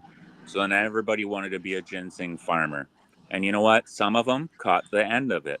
They made a bunch of money at the end, right before it bailed out. But you know who made the most money, who really made money, were the people who had it before people realized they wanted it. And this is the exact opportunity. It reminds me of silver. When silver's $4, nobody wanted it. It was garbage. Now, all of a sudden, $85, $90, people realize, hey, I need that. This is the opportunity to get in on something before other people find out. It's the perfect time, to me anyways. That's the way I look at it. Have something before everybody else realizes they need it. And whether they like it or not, cryptocurrency is going to be used by absolutely everybody. We were laughing about the shoes, okay? You asked the guy if you'd take crypto for shoes. I'll tell you what, there's going to come a day where there's no such thing as paying any other way. And that day is coming very quickly. So Web3 is just like the idea of Web2. Everybody said they would never buy things off the internet with their credit card. Well, I'll tell you what, my 80-year-old neighbors buy stuff off the internet because it's convenient, it's great, everybody's doing it.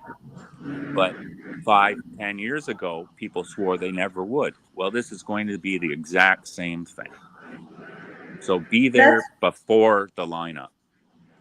Yeah, what you're talking about on Web2, the e-commerce, nobody thought they would be buying off the internet, and now they couldn't do without it. They didn't know they needed it, but once they have it, they don't want to stop it. We wouldn't be able to take it away from them. It's what we call disruptive platforms and technologies. I And think Web3, that word was like kind of overused, but that's why nobody is really grasping how disruptive we actually are. let me explain. Sorry, I'm reading your mind. Yes, it's your turn tonight. So same thing about Web2 and e-commerce. It completely changed the behaviors even before people knew that they needed to change their behaviors. And so we've said it many times, Ulys Quest is an innovative platform. It's one of a kind, the first travel to Earth, but it's way more than that. It's really disrupting things. It will be the first one, the first platform to be able to onboard the masses. The people that are using Web2 today will come on Web3, not because it's blockchain or because it's crypto. They'll come on Ulys Quest because they have a benefit when they travel. They get free money. That's what's going to make them come and use the crypto. They're not coming for crypto. They don't come for blockchain. Same thing, they didn't come because we were offering e-commerce on Web2 because it was convenient for them. Yeah. They didn't start using social media because they knew about the tech behind it, how Facebook was working or other social media. They came because it was convenient, it was fun, it was enjoyable. They could share things with their friends. So people are going to come and use Ulys Quest for those reasons. There's a benefit, it's fun, it's enjoyable, it's easy, not because of the technology behind. They don't need to know anything about the technology. They don't need a learning curve for that at all. So it's disruptive in this way. They're going to change their behaviors. They're going to start traveling in a smarter way. Oh, if I can start monetizing the stops in the city I visit, why not? Let me just say one thing. Goldie Joe, you're saying that's a live that was done the other day. I'm sure of it. It's not live now. No, I'm sorry, dude. We are live now. You're wrong. Okay? So whatever you put on here is bullshit. We are live. We are live. Got any other questions? Go ahead. We're here. He says, "Lol, sorry." We No, accept okay. your apology. No problem, Goldie. We still love you. This guy's amazing. He's putting a lot of energy in there. And to the first time, like he bought it at 20. Well, I mean, he cheated at 28, and he bought back at 60. And he's like, okay, And no, he's I'm not going to screw around anymore. That's good. So I was saying about the disruption. So you travel smarter, but it's also disruptive in the marketing field. Like you mentioned earlier, fairness for the small businesses, for the corporations, having a location card on the Ulys Quest map. Yeah. It's fair. It's not, am I on the first page of Google or the second page or the third page? Did I pay more to be higher? No, you have a location card, and people that are visiting around that location, well, you'll be able to increase foot traffic in your business. So it's a marketing tool with fairness. So it disrupts everything we know on Web2 about marketing. It's a new way of doing marketing. It's going to disrupt the real estate. Now it's digital real estate with the possibility of tokenization, which you don't have in real estate, in the real life right now. No, it's happening a lot now. Tokenization of real estate is booming. No, but it has to be done on the blockchain. It's not the same. You can't do it if you're not using the technology of the blockchain. You can't do tokenization in real life if you're not using Web3. Yeah, of course. That's what I'm saying. But this technology is bringing something completely new. Mhm. Real estate without blockchain, well, you can't do tokenization. You can't divide it between so many people. So there's an advantage because now you said even the small investors can own landmarks, can own real estate. Yeah, so what we're going to do is that among the top 100 landmarks in the world, which are the top 100 like most visited places in the world, we released the Genesis collection with the top 20 landmarks. We are going to release landmarks that will be tokenized. So a landmark that's very expensive, like for example, whoa, we got a long question. I'll read that in a second. Well, no, don't put it on the screen. Let us read it first. Yeah. Okay, watch out what people are posting. We're like an NFT worth hundreds of thousands of dollars. We're going to be able to fraction it.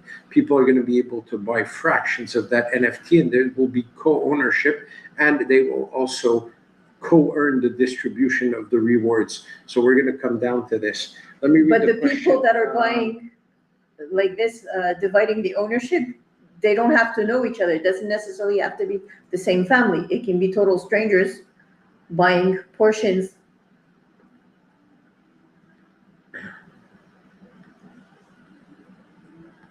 And the smart contract divvies up the rewards evenly. People don't have to split it between themselves. They don't even have to know what the other person has percentage wise. It's all done automatically. So that's the great part. Yeah, I wouldn't say evenly. I would say proportionately to proportion. their ownership. So if they divided the ownership evenly, yes. But if people have different percentages of that, that's right. Yeah. In that case, it's done proportionately, and it's simply because it's the smart contract. I'll that answer manages to something else here. Superhuman CEO says he was here yesterday. Hello, my friend. Thank Hello. you for joining us again. And he's saying, he'd like us to recap the live updates. What are you doing, Paul? He'd like us to, okay, hello team, yeah. Okay, he'd like us to recap on the updates, recap on the previous discussions we had, etc. We've been live streaming sometimes between 8 and 12. 8, 12, 14 hours in a day. We talked about so many things. So maybe just recap what the project is about? No, 1 second. I want to address this. I want to address something else, right?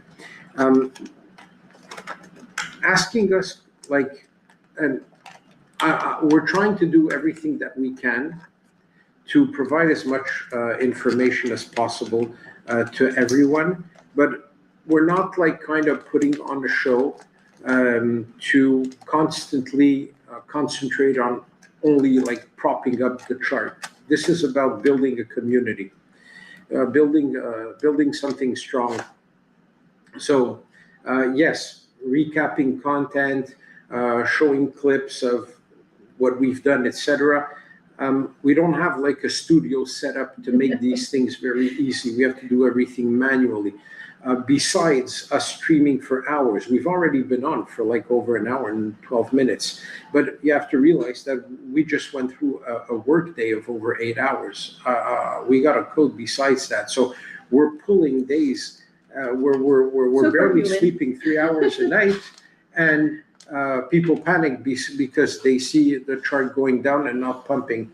Well, at some point I gotta say that's why, like, I'm changing the tone right now, and I'm saying, you want to be part of the core group of Diamond Hands here, where we hold the floor together and we bring it up, and let the Jeeters jeet, and let people who want to speculate in and out, let them do their thing, and progressively we just keep pushing the chart up. That would be amazing, and that's what I'm asking. So yeah, because like, don't be negative, stay always positive, this, that, the other. Yes, we're super positive. We only have positive things. There's nothing negative about us. We still haven't found a reason why. We haven't found Not a to reason use the why. app. Yeah, no, somebody should not use the app. We got some corporate deals going up in the back end, but and people like 5 p.m. are negotiating with Kohl's and big influencers to talk about us. There's Solar Ice that's outside, literally in the street in California, working But on. it's not the same as the meme coins chart, the same hype. It's not going to be the same speed. It's a totally different thing. It's a utility coin Yeah, so don't ask us to do with something that's things. completely untapped in, Yeah. in Web3. Well, so we can't be asked to do things as if we were a meme coin, because the price of the token is not only about hype and the community and posting out like more content and pushing hype to get a moonshot and to get out. That's not what we are doing here. And I know that we're talking to the casino crowd in Pump Fun, because that's where we launched it. So we're trying to convey a message that you've got a different opportunity here. But you launched it on Pump Fund for a reason. Even if we know it's a casino, you launched it for a fair distribution. That's one of the main reasons. Yeah. That's one of the main reasons you launched it on Pump Fund, not because it's a casino, but because it's a fair distribution for everyone. Open market, fair. And for us, we can be accused of having minted a coin, sold it, and for it to be a security. So we're protecting the platform. I mean, for people, even for us that acquire the tokens on the open market and that are distributing it as the rewards, we ask people to pass the KYC. So we're compliant with MiCA laws in the European Union, and we're compliant with anti-money laundering laws and know your client processes in every country in the world. So we can't get into trouble. We're not going to get sued by the SEC in the United States. But this whole aspect of KYC doesn't even exist in meme coins because it's just speculative. Because nobody's doxxed. And as you can see, our whole team is doxxed. We're not hiding. So you have to understand that all the marketing strategies that are suggested practically daily in Telegram group are strategies that you know have worked, but for meme coins. You want to suggest something that worked on utility coins or in the travel and tourism industry, something that has a common point with what we're doing. Well, the thing that is strong. For it to that have works. results. Join our group on Telegram. We're 600 people. We didn't buy fake followers, etc. Everybody in our group is a real person. It's organic. Maybe out of the 600, there's 200 marketers in there or guys who represent exchanges or But they're whatnot. still following and they're still watching. Yeah, exactly. So just like we're not manipulating our token and we're not using bots and we're not inflating the price and manipulating it, just like we didn't buy supply with multiple wallets, otherwise the market cap wouldn't be at 37K, it'd be much higher. Just like everything else, all the numbers are real. Just like the users on our platform. When we say we have users, they're real users. They're not like hamster combat. 300 million people signed up, 250 million of them were fake accounts. There's none of that for us. So you're getting the real numbers in real time, no manipulation, no buying followers and using bots. Most of the ones that you see succeed, yes, there is manipulation in the back. They're not the real numbers. So here, one of our big supporters, hi Alex, good day to you, sir. He's sending this to me in a private message. Market sucks right now, but Quest holding strong. Our holders believe in this project. That's evident. Things will get better. We just need to keep up with the exposure. It's the only way, and that's why we're committing so many hours on the live streams every day. So we're showing to our public that we're not going anywhere and that we're authentic and we speak the truth and we say things the way they are. So it's difficult. It could be even tough for our holders, but think about it this way. You could be right now in the casino on Pump Fund putting your money where you have 99.8% chance of getting rugged. You can maybe win on one green candle, win a second time, do a bit of profit, but you'll get one of these shots that's going to wipe you out. But if you're in it with us, you're safe. You don't look at the chart, you don't care. You know that the team is doxed, you know that we're solid, we know that we're experienced, you know that your investment is at the right place, and that's going to make you a winner, a real winner. Whoever's fed up of losing money, getting rugged, or just losing because of the context, Ulys Quest is a place to be now. And because even in everyday life, because of the inflation and price that have skyrocketed, people are looking for another way to make money. Okay, so now So this is a new revenue stream. So to get engagement, because like people are like, oh, yeah, but what are you doing? What are you going to do about the marketing, etc.? There are simple things that we can do right now while we wait for the market to improve. First of all, as I said, if you join our community, we have 600 members, and what's rare is that if you see the engagement number, like we have 200 people engaging when we're 600 members, you know that this is really, really a high conversion rate. You don't see this normally. Oh, the engagement rate on Telegram is in the exceptional rates when I compare it to similar groups in size. We are between 20 and 25% level of engagement, of engagement, practically at all times. Not only when there's a live stream, but practically all day long. We're in that range of 20%, which is exceptional. Which proves that our followers in there are organic, they're real people.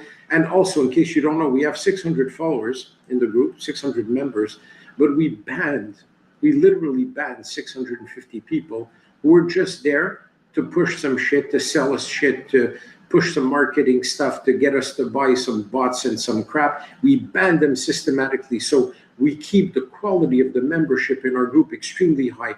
We don't care about inflated numbers. We care about quality over quantity. So that's the way it is.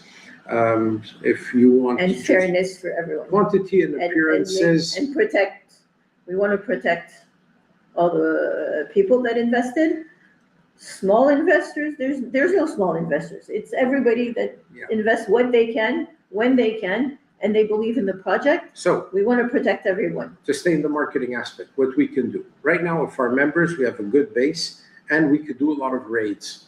Now, we're going to pay for a team of raiders, but when we're going to reach a certain market cap, doing it now, expenses that we're not even making creator rewards to spend it on that. So, but everybody can participate. How hard is it for everybody to click like, to retweet, to put a comment on a post, a real one, where they give their impression on the platform and on their experience or their investment. You just help us on the raids, and we have some free marketing going there. You're working for your bag, and you're working with the community all together for our bag, and we have more than enough members currently in the group for that kind of thing to work. The raids are good, but those live hosted, I don't know, platforms, those are going to be great if people are really looking for what's going to be done. And then there's a roadmap, which is incredibly important. So please, everybody, check that out, because it protects everybody. When we follow the roadmap, it makes it possible for us to achieve those things at certain points. It makes it affordable. That way, and nobody's unhappy. There's not going to be a time when people are like, hey, you promised this and you didn't do it, which can also be problematic because people don't like it when you say you're going to do something and you don't. Well, that's why the roadmap is so incredibly important, because at those milestones, those things will happen. Whereas if we just start throwing things out there, that's when people get upset. Yeah, exactly. So yesterday was a great example, because the market was down, there was very low volume, and we paid for a 30x boost. What was the result? Look at the chart. We're around 40K, and we stayed there. So it's not just about throwing money at it. If the conditions in the market are not right, it's not going to help. So on our end, you, Steve and I, etc., we can go also on a lot of X spaces, and we're going to talk in groups or in chill groups, and we're going to get the word out, and that's going to increase the number of our viewership also when we go live. Do we have a question there? No? Okay. And I can remind people like who I am. I'm just a person that came across this in the beginning. I'm not a crypto person at all. Well, I did enough crypto to learn about rug pulls and about how to lose money. And that's really one of the great parts about this is you know it's going to be around tomorrow. You know it's going to be around the next day. I play a game sometimes where I go on the list, the movers list, pick one, pretend you're putting money down on it, and then look at it the next day and see what happens. Usually it only takes a minute or two and then it crashes. So this is a nice thing to be a part of because it's away from all that. I'm not worried that the money's going to disappear instantly. You don't have to stay up for 72 hours straight with your finger hovering over the sell button. Steve, look at this. Solana, $117. It's That's actually discount. what's depressing the price of Quest right now, because Quest is paired to Sol. So it's not because people are selling, it's because Solana is going down. When Solana goes back up, we're going back to our 40K baseline. So people are not dumping on us right now. Sol at 117, it's currently down 4.3%. Bitcoin is at 85,000. Amazing deal. There's amazing deals to be had, and this is the best deal of them all. It's like, again, going back to the gold and silver thing. Bitcoin's gold. And if you buy it, yeah, you're going to double and in time triple your money. I guarantee it. But with this, triple is nothing. Ethereum, 2,900. 2,009. That's just the reality of it. So But this is the perfect moment for accumulation. What we're seeing is sales. None of the big guys are crying about this. You Like, mean they're it's loving it. Boxing Day before December 26th? Yeah. It's a great sale. Every major investor right now is loving this because they're eating it up. Yes. I see somebody just bought for $300. Somebody got the message. Awesome. Thank you. Yeah, smart move. Well, it's Smart perfect move. time. Thank you. We love you. Absolutely perfect time. Yeah. And you see, it doesn't take much because we had a market cap of 30,500. He bought for $300, and the market cap is now at 40,300. So the market cap goes fast. It went up by $2,800 with a $300 buy. This is the craziness of how the market cap is calculated by a DEX. So the all-time high is closer than we think. Well, the $1 million market cap Is even is closer. only $48,000 away. It's crazy. But then again, we don't want to have one person coming in and buying the 48,000 No, that because would be problematic. even if we're close and it only takes 48,000, we'd rather have many investors than just one coming in, because then we would have another kind of problem. Let me put it simply. We have 600 people in our group, okay? Let's say that we take just 200 of them. 200 of them buy for $10. You had $2,000. You just raised the market cap by almost 10K. Then suddenly we're back at 50K, and what happens? We're trending. When we start trending on Pump, our video, our live stream is on the first page of Pump. Like yesterday we were, and the day before we were on the first page of Pump trending. We're talking about nonstop. $10 per person. Yeah, that's it. And the price was stable because the market is red, is really bad, and we're on the first page of Pump, even though we had a chart at around 40-something K, which tells you how bad it is for all the others. They're getting decimated. And 95% of meme coins are done. I think looks like ooh. So. Well, maybe it's the end of meme coins and the beginning of utility coins, for real. Something that means. And that's the only way you're going to have mass onboarding. You cannot, with the meme coins, you'll never get mass onboarding. The longer the meme coins. But yeah, there was something interesting that happened today. Coins. I saw this. I found it. What's the founder of Litecoin? I forgot his name. Litecoin. Right? Knows Litecoin. The guy said that he regretted launching Litecoin because you should only concentrate on buying a Bitcoin or Ethereum. Well, I'm sorry, but buy Bitcoin or Ethereum or Quest, because we're going to be up there with the top 10, because the utility in the market that we're in is going to be huge. Maybe you want to talk about the size of the tourism business and how it has never been touched by Web3 and why we're going at a different level. It's completely untapped on the blockchain, the Web3 field. There's nothing about travel and tourism. As in Web2, it's kind of even saturated. You have so many apps and platforms for traveling, whether it's accommodation reservations, flights, hotels. You have plenty of different platforms, but none of them have tapped into Web3 yet. Now let's talk about the capitalization. What's the value of the tourism market right now? The travel and tourism industry, they're expecting in 2026 around 16 trillion, from what I remember. And currently we're at 9 trillion. Around more, yeah. So the travel and tourism industry is expected to rise. Robert Max is watching. Hi, Robert Max. She's a lady, and she works with us as a shiller, and she's and taking care. She's a moderator in our group. She's doing an excellent job. Thank you for your passion and dedication. I will get back to you. I have to take care of a lot of people in our team also. So people are still traveling. Prices have gone up everywhere, but people are still traveling, and they're going to continue to travel. The travel and tourism industry is higher than it was pre-pandemic. It's going to continue to rise. It's just that the way people travel is changing. They're not looking to just go sightseeing as they used to from one place to another. They want experiences. They want a different kind of experience while they travel. And this is exactly what Ulys Quest is offering them.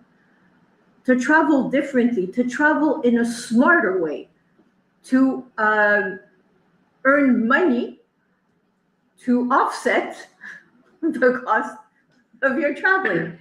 Maybe not the full cost yet, but right now earn money to offset the cost of living, for Christ's sake. But then we're coming back to even the homeless people. Yeah. The ones that could just have an income slowly with dignity, safely.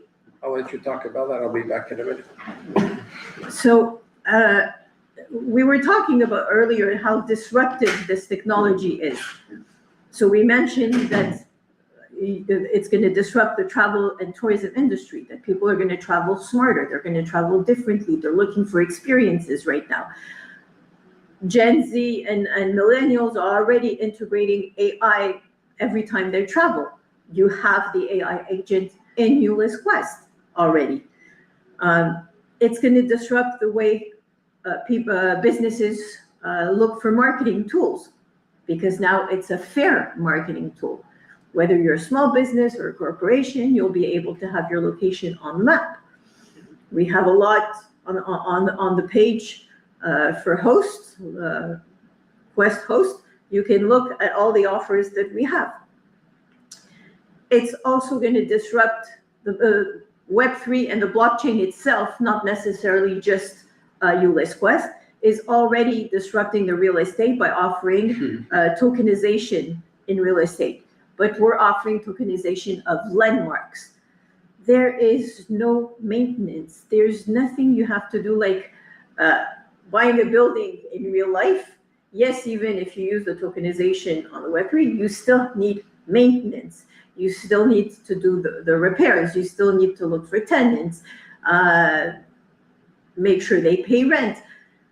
You don't have all this hassle when you're doing tokenization of landmarks. So you're coming and disrupting different industries that are each in itself huge industries. industries in the billions and trillions. You're talking the real estate industry, the marketing industry, the traveling and tourism industry. And you're also offering a new way to get a revenue. It can be for the governments looking to finance, preserve and maintain their landmarks, but it can also be the homeless person that all they have left is one phone with them, and they are just wandering around the city anyways already. They could just go to a landmark and start collecting their tokens, because as soon as we hit the 1 million market cap, we're going to start distributing the rewards, and by then it would have gone up in value, so these homeless people will find themselves with a chunk of money. And this real estate Something they have cannot be no, replicated. and right now, some of them have no hope in how am I going to get out of this situation. Even if they want, they have no hope. We're giving hope to the people in this way. Some people were mentioning, I would like to buy a new house. I would like to pay education for my children. We're giving a new way of earning income, which is easy, where you don't need skills, talent, training, looking for a job, nothing. It's right there with your cell phone, and you can get hope because you can get a new revenue stream that will increase in value, and you will be able to achieve your biggest dreams. So it's disruptive in so many ways. It's what I call a giant platform of Web3. We know the giant platforms on Web2, but the giant platforms on Web2 are owned privately. So in this case, Alex mentioned it, it's going to be DAO, decentralized autonomous organization with voting rights. So this is going to be, it belongs to the people. So there again, it's something that's going to disrupt the way we know things. The big corporations are owned by the millionaires and billionaires of this world.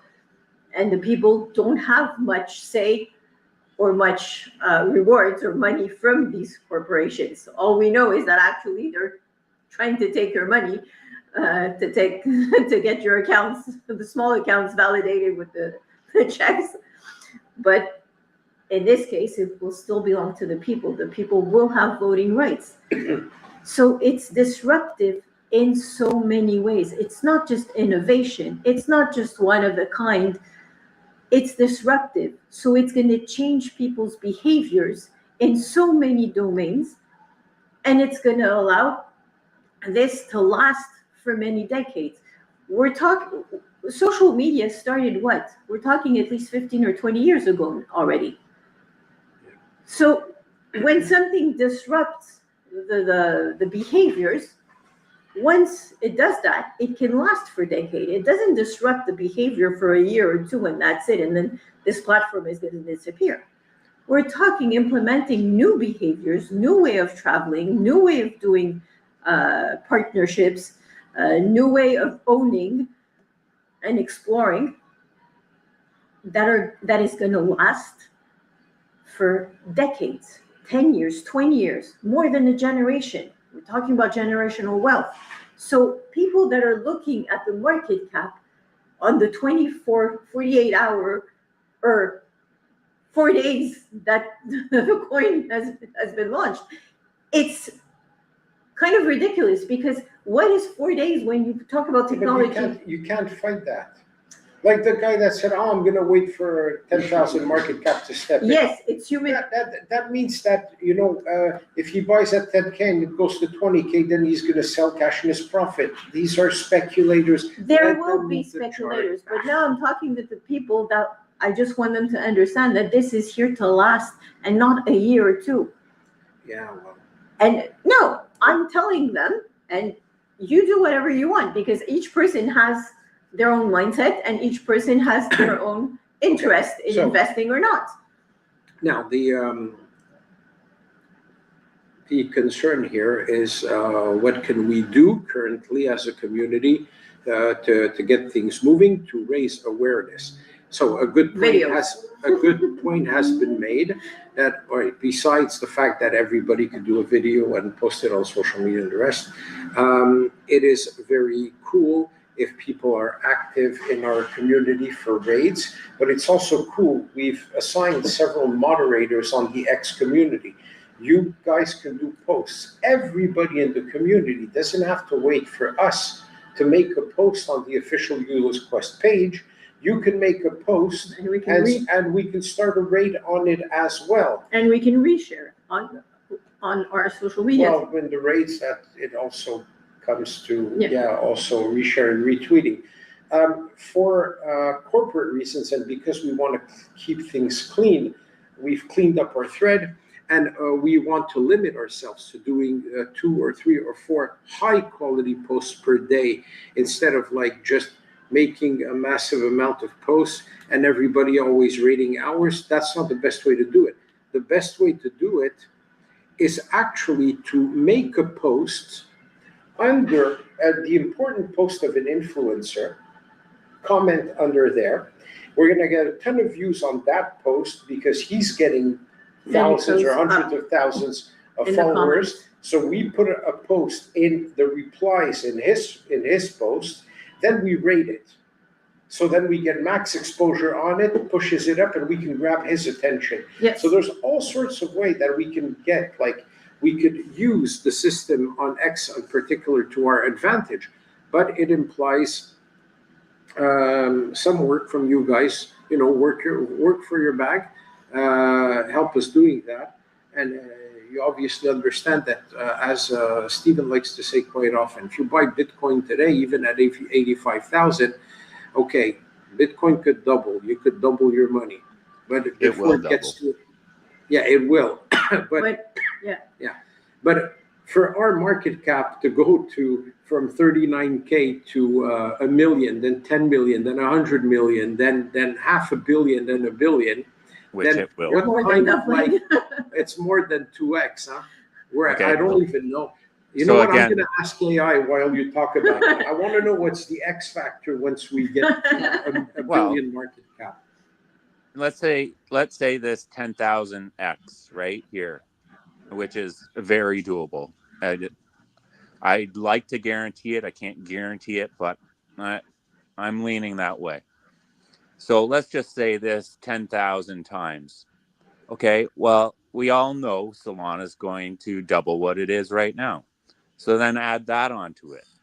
So you just made 10,000 times your money and then times that by what? 2, 3, 4 over time? Like, we're talking multiples of multiples here. It's compound. Yeah. Like, we all know that the market's going to come back. It's a guaranteed thing. So be in that position, get positioned now before that happens, or chase the green candle. You can do that too. But me personally, I'd like to just be there before it happens. I don't risk my position for $100 here and $100 there. I understand that you could do that. You're gonna fall off your chair. Listen to this. I just asked a question clearly to ChatGPT. If someone buys at 40K market cap in Quest tokens and the market cap increases to $1 billion, what's the X factor? So X factor equals 1 billion divided by 40,000.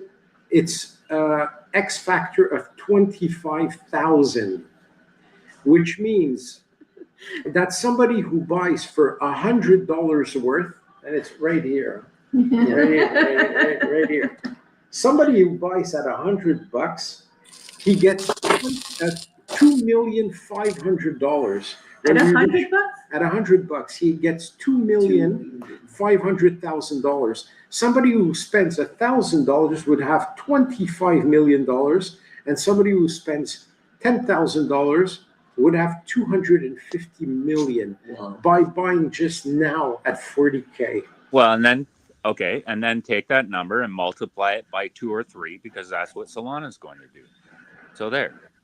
Like, that's simple. I think we all know that Solana will go back to an all-time high, not just back to what it was. It's going to be even higher. Everybody knows this. And when we're dealing with maybe 5% of the population dealing in cryptocurrency. What happens when 95 or 100% of the entire world deals in it? These numbers are all going to seem insignificant. And look at the last paragraph, the way Chad describes it. And you have to realize you cannot apply this description and this X factor to any other meme coin out there. No. Forget it. A meme coin reaching $1 billion, it's over. It's over. Because it drops. A utility token like ours, definitely multi-billion. It ends it with this paragraph. This is why early stage sub 100K market cap entries are often described as asymmetric bets. The downside is capped, while the upside scales exponentially with adoption. Yep. Again, it's that inevitable word. Yeah.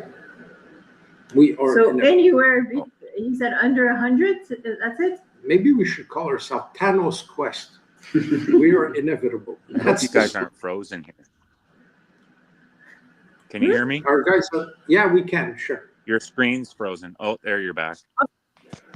Okay. You know what? Even the screen was shocked by the numbers, so it froze. So the numbers, the platform speaks for itself more than anything else. When you see all the possibilities of such a platform, when you understand the utility in marketing, in education, in travel and tourism, in digital real estate, so many aspects of it. And when you understand the platform, it doesn't make any sense right now, but maybe explained by the external factors. Yeah. All right, so let's have some fun. We were way too serious tonight. That's not. We're fun. still waiting for some videos. We had them yesterday and before yesterday.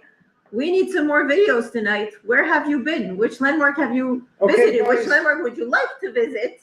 All right, would somebody like to win 1 million Quest tokens? Okay. Another Right. million? 1 million, another 1 million. Another million. Okay, let's go. We want a video of you confirming your presence at a top tier landmark. It has to be something that is a part of one of the 100 most visited locations in the world, which means Hagia Sophia in Turkey, the Eiffel Tower, the Colosseum in Rome, the Statue of Liberty in New York. Guys, don't tell me they're not watching from New York. The Statue of Liberty's right there for 1 million Quest tokens. Get off your asses and enjoy it.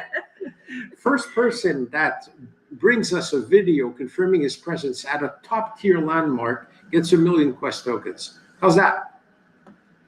And you know what? Take notes. If somebody does it for the pyramids, we'll give 1.5 million.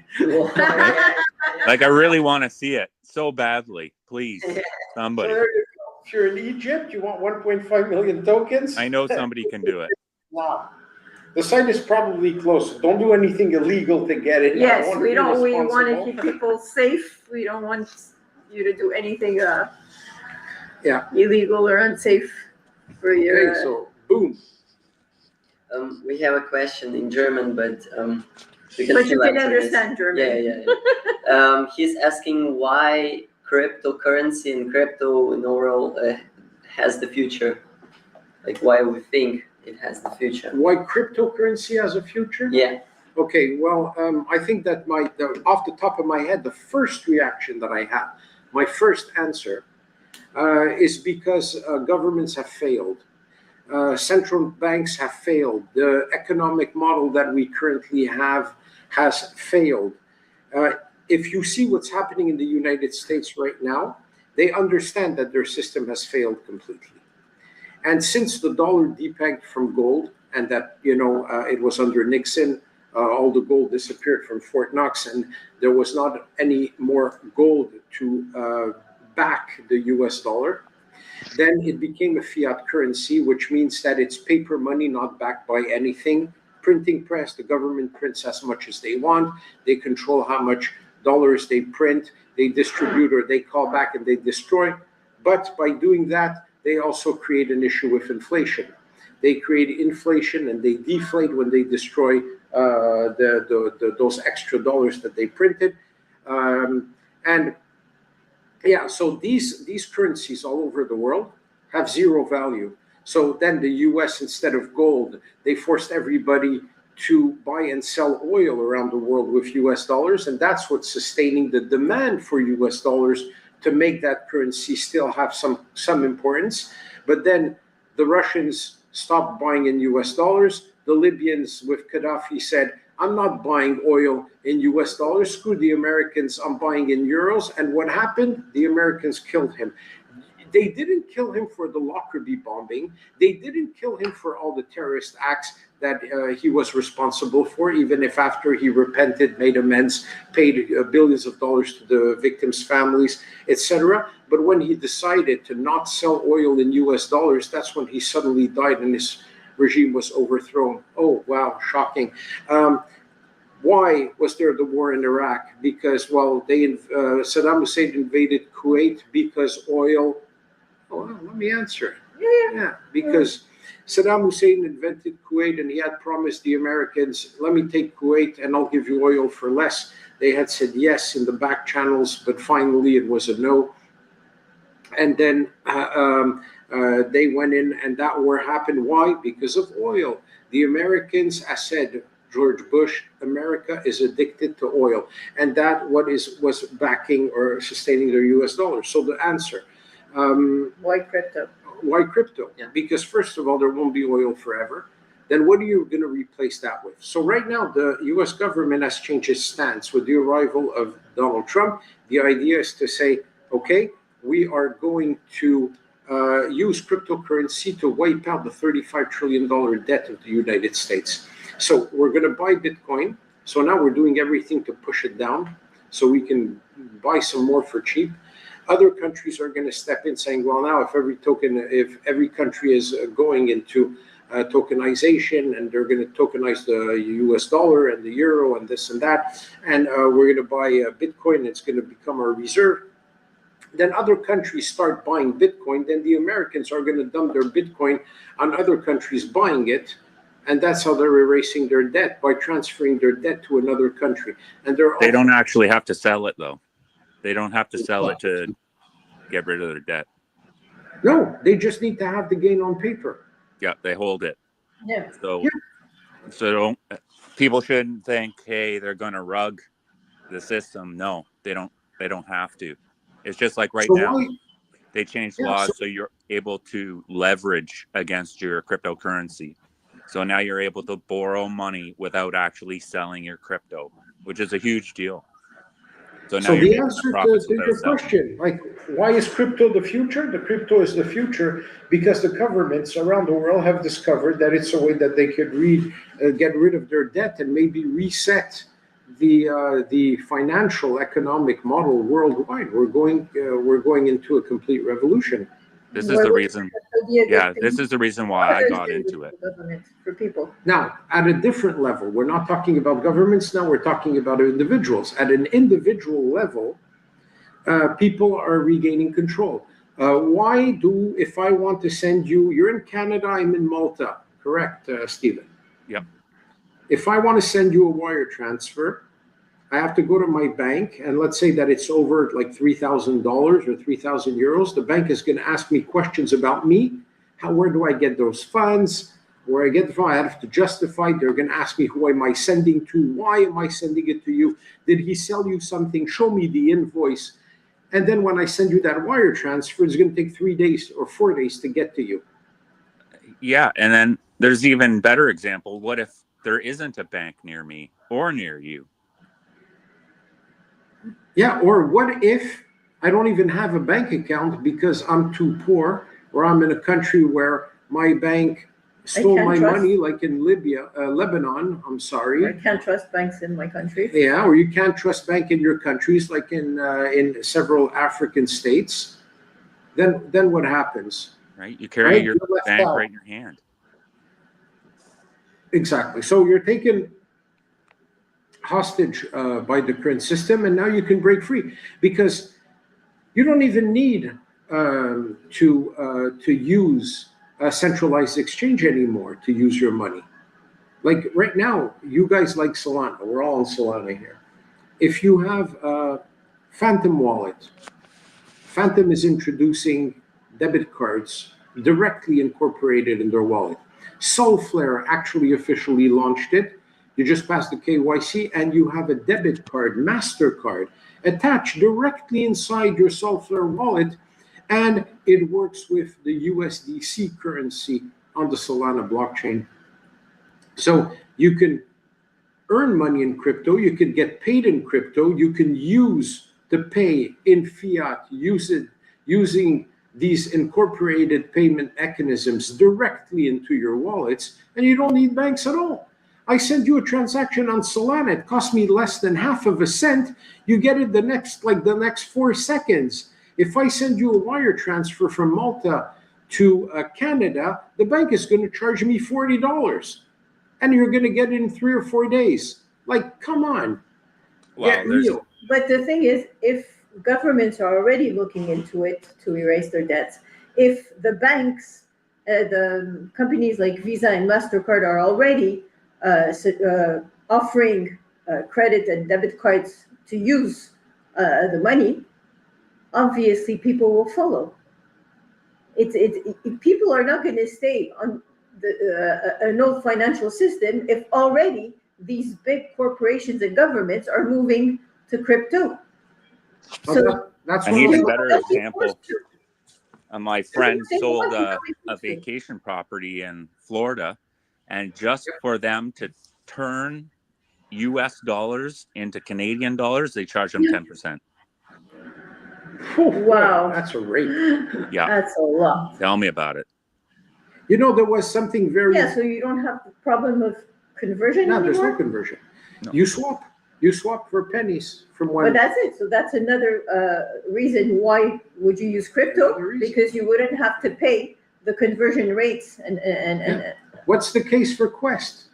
Quest, you're going to be able to off-ramp it. It's on the Solana blockchain. Convert it to Solana, convert it to USDC. You'll be able to pay in Quest with all our partner, Quest Host Locations. You're going to be able to use Quest on our own marketplace, where we sell like subscription to AI and VIP status. And we'll see how we expand the utility of it. So, yeah, we have a question? The next question is how much tax or something like this you should pay when you buy and sell your Quest, because it's not stated in the comment itself. And how long do you have this? So he comes from Germany. There's so many taxes that you pay, so that's why he's asking this. And how long do you can have this on your account, on your wallet, before you need to pay taxes? Okay, now this is a good one. Listen to this. That's a thank good you for the question. Okay.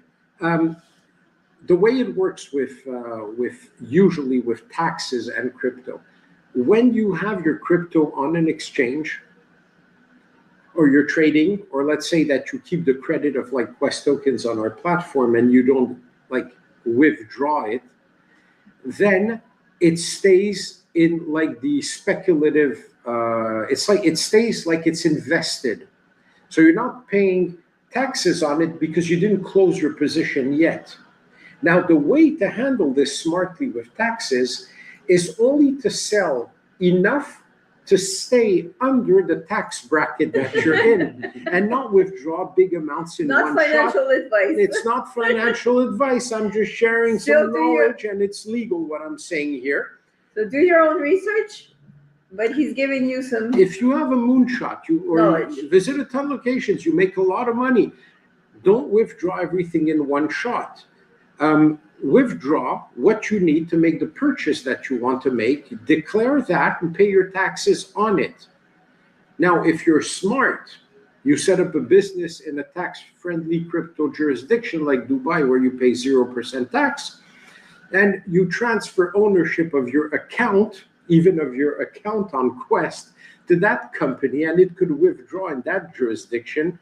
And then, you know, that the company... And it's all perfectly legal. It's perfectly legal. The company then in Dubai can purchase, I don't know, a car for the purpose of your business, and then you offset the expenses. In Malta, for example, without talking about tax evasion, it is one of the rare countries in the world, that's why we have so many ships flagged here, where you can actually buy a boat or a ship or a yacht under a company in Malta, and you can offset all the expenses and all corporate expenses off of it. That's why we have 550,000 yachts flagged in Malta, because there's this advantage. So it's the same principle.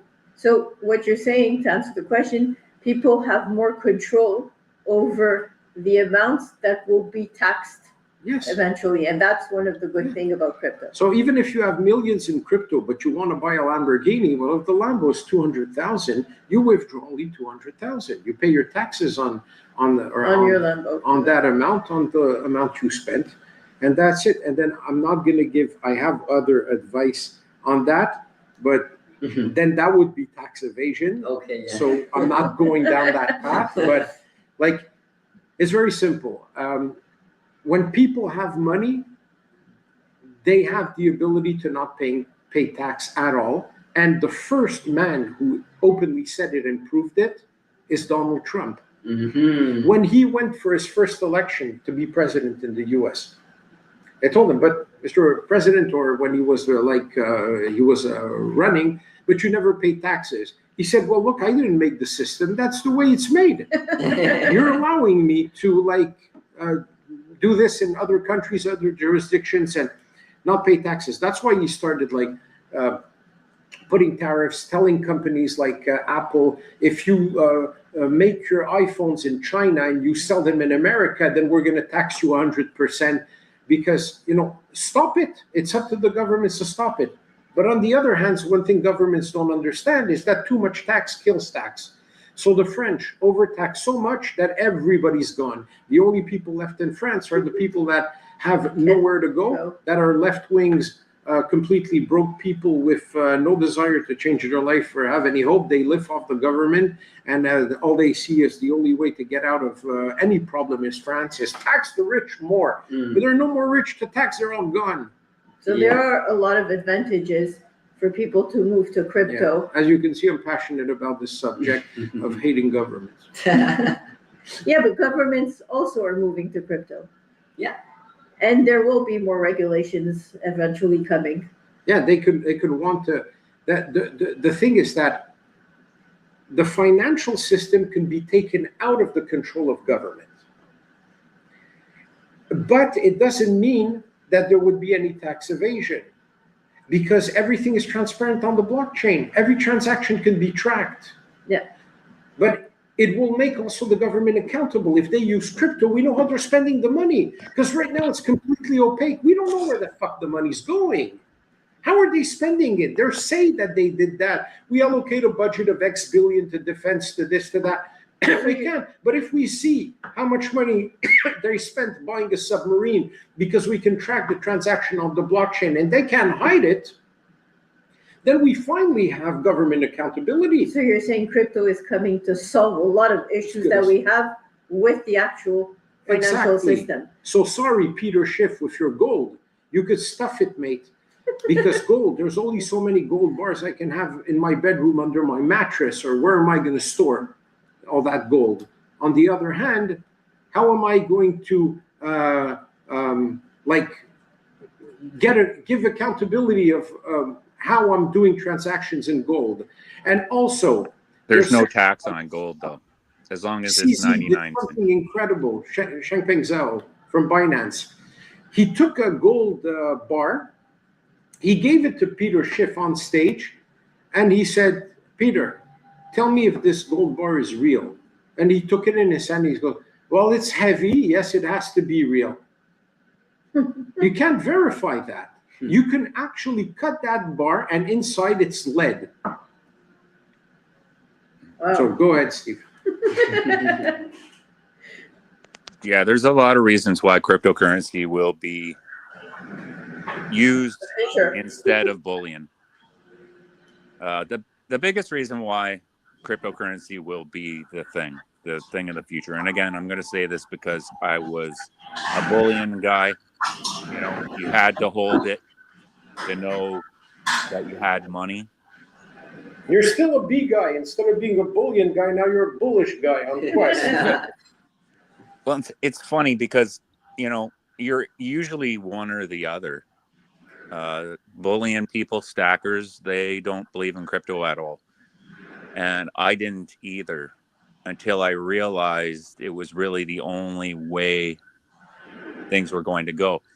The U.S. claims to have 8,000 tons of gold, and they could reevaluate it because right now I believe it's $53 or $35, right?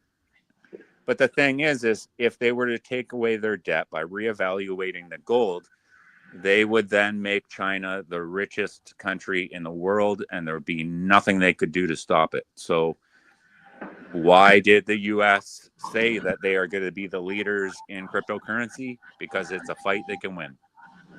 But Steve, That's 60% of America's debt is owned by China. They own all the bonds. They bought the government bonds. They own them. Right? And yeah, Canada's in the same position.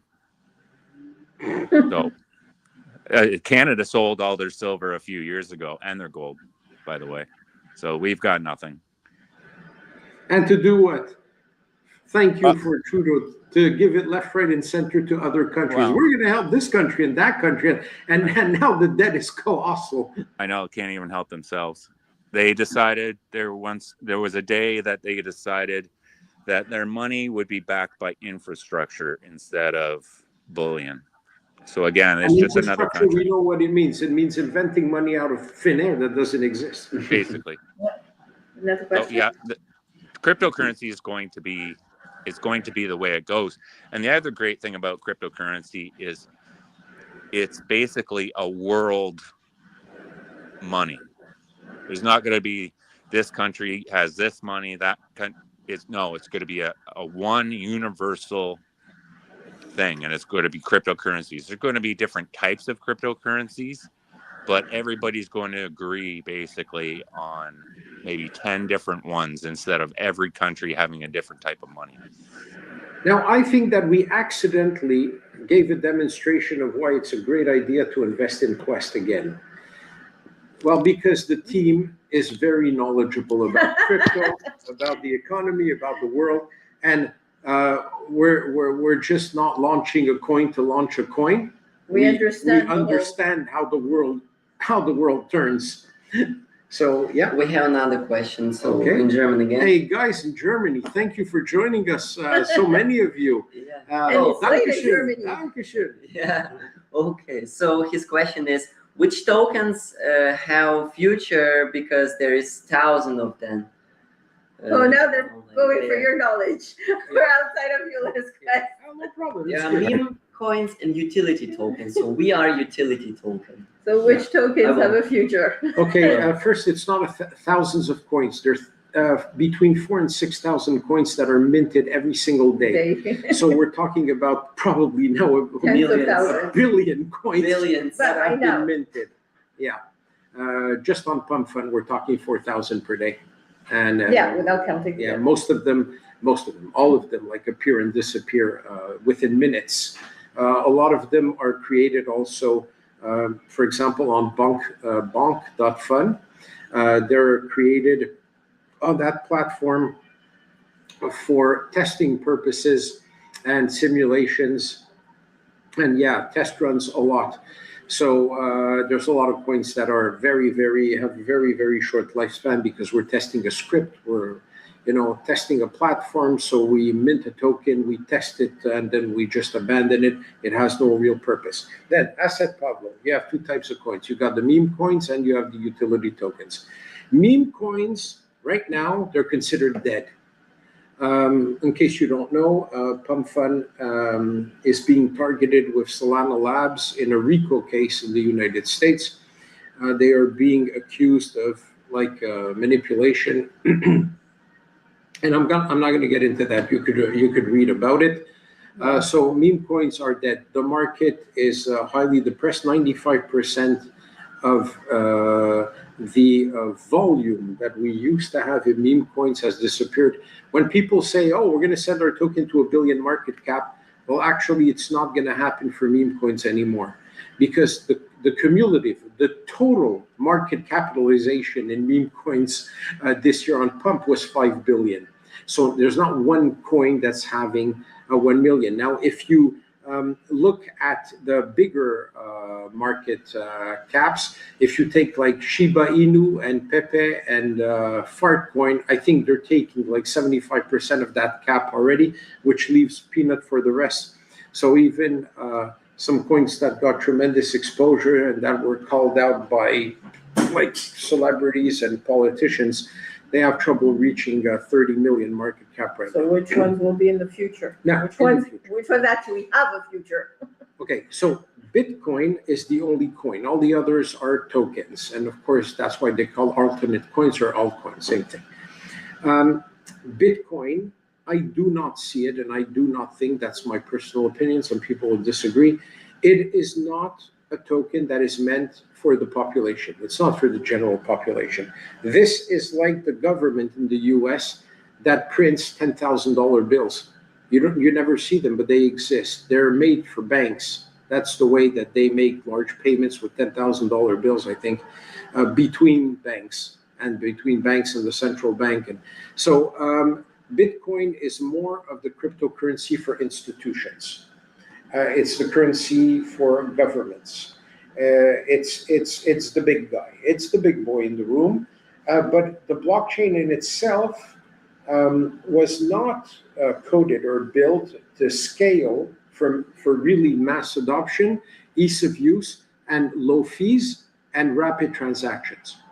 Now, this is where Ethereum comes in. So we got that clear. Bitcoin, big boy, big companies, big institutions, big investments, governments, to store funds long-term securely.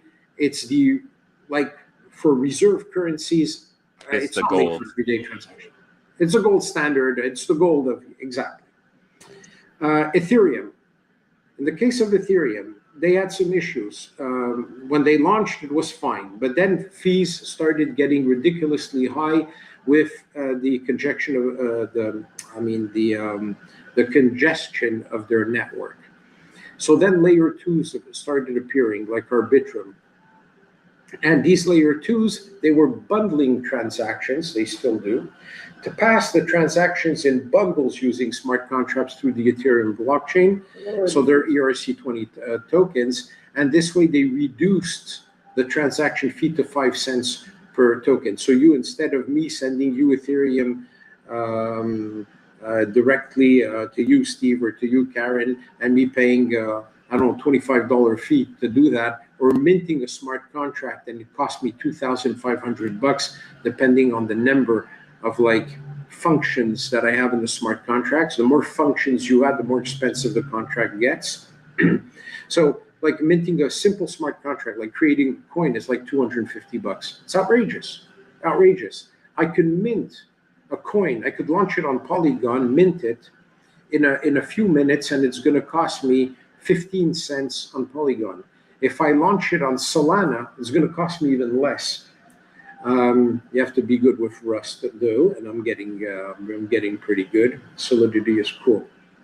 So to stay on subject, Ethereum, surprisingly now, has solved this problem. The fees on Ethereum have dropped, and I think that now you can make a transaction for pennies on Ethereum. And this is now evidence that it's going to be the end of layer 2 blockchains. So Arbitrum and the lot, what are the others? I forgot their names. Anyways, the layer 2 that were bundling transactions to reduce fees, they have literally no more reasons to exist. So these layer 2s are going to disappear. Ethereum has one amazing edge that Bitcoin started solving now with Base, is that they give you the ability to literally create smart contracts, and it created also like the NFT market. You can say, yeah, but there's Polygon. Polygon is an ERC20 token. It is on Ethereum.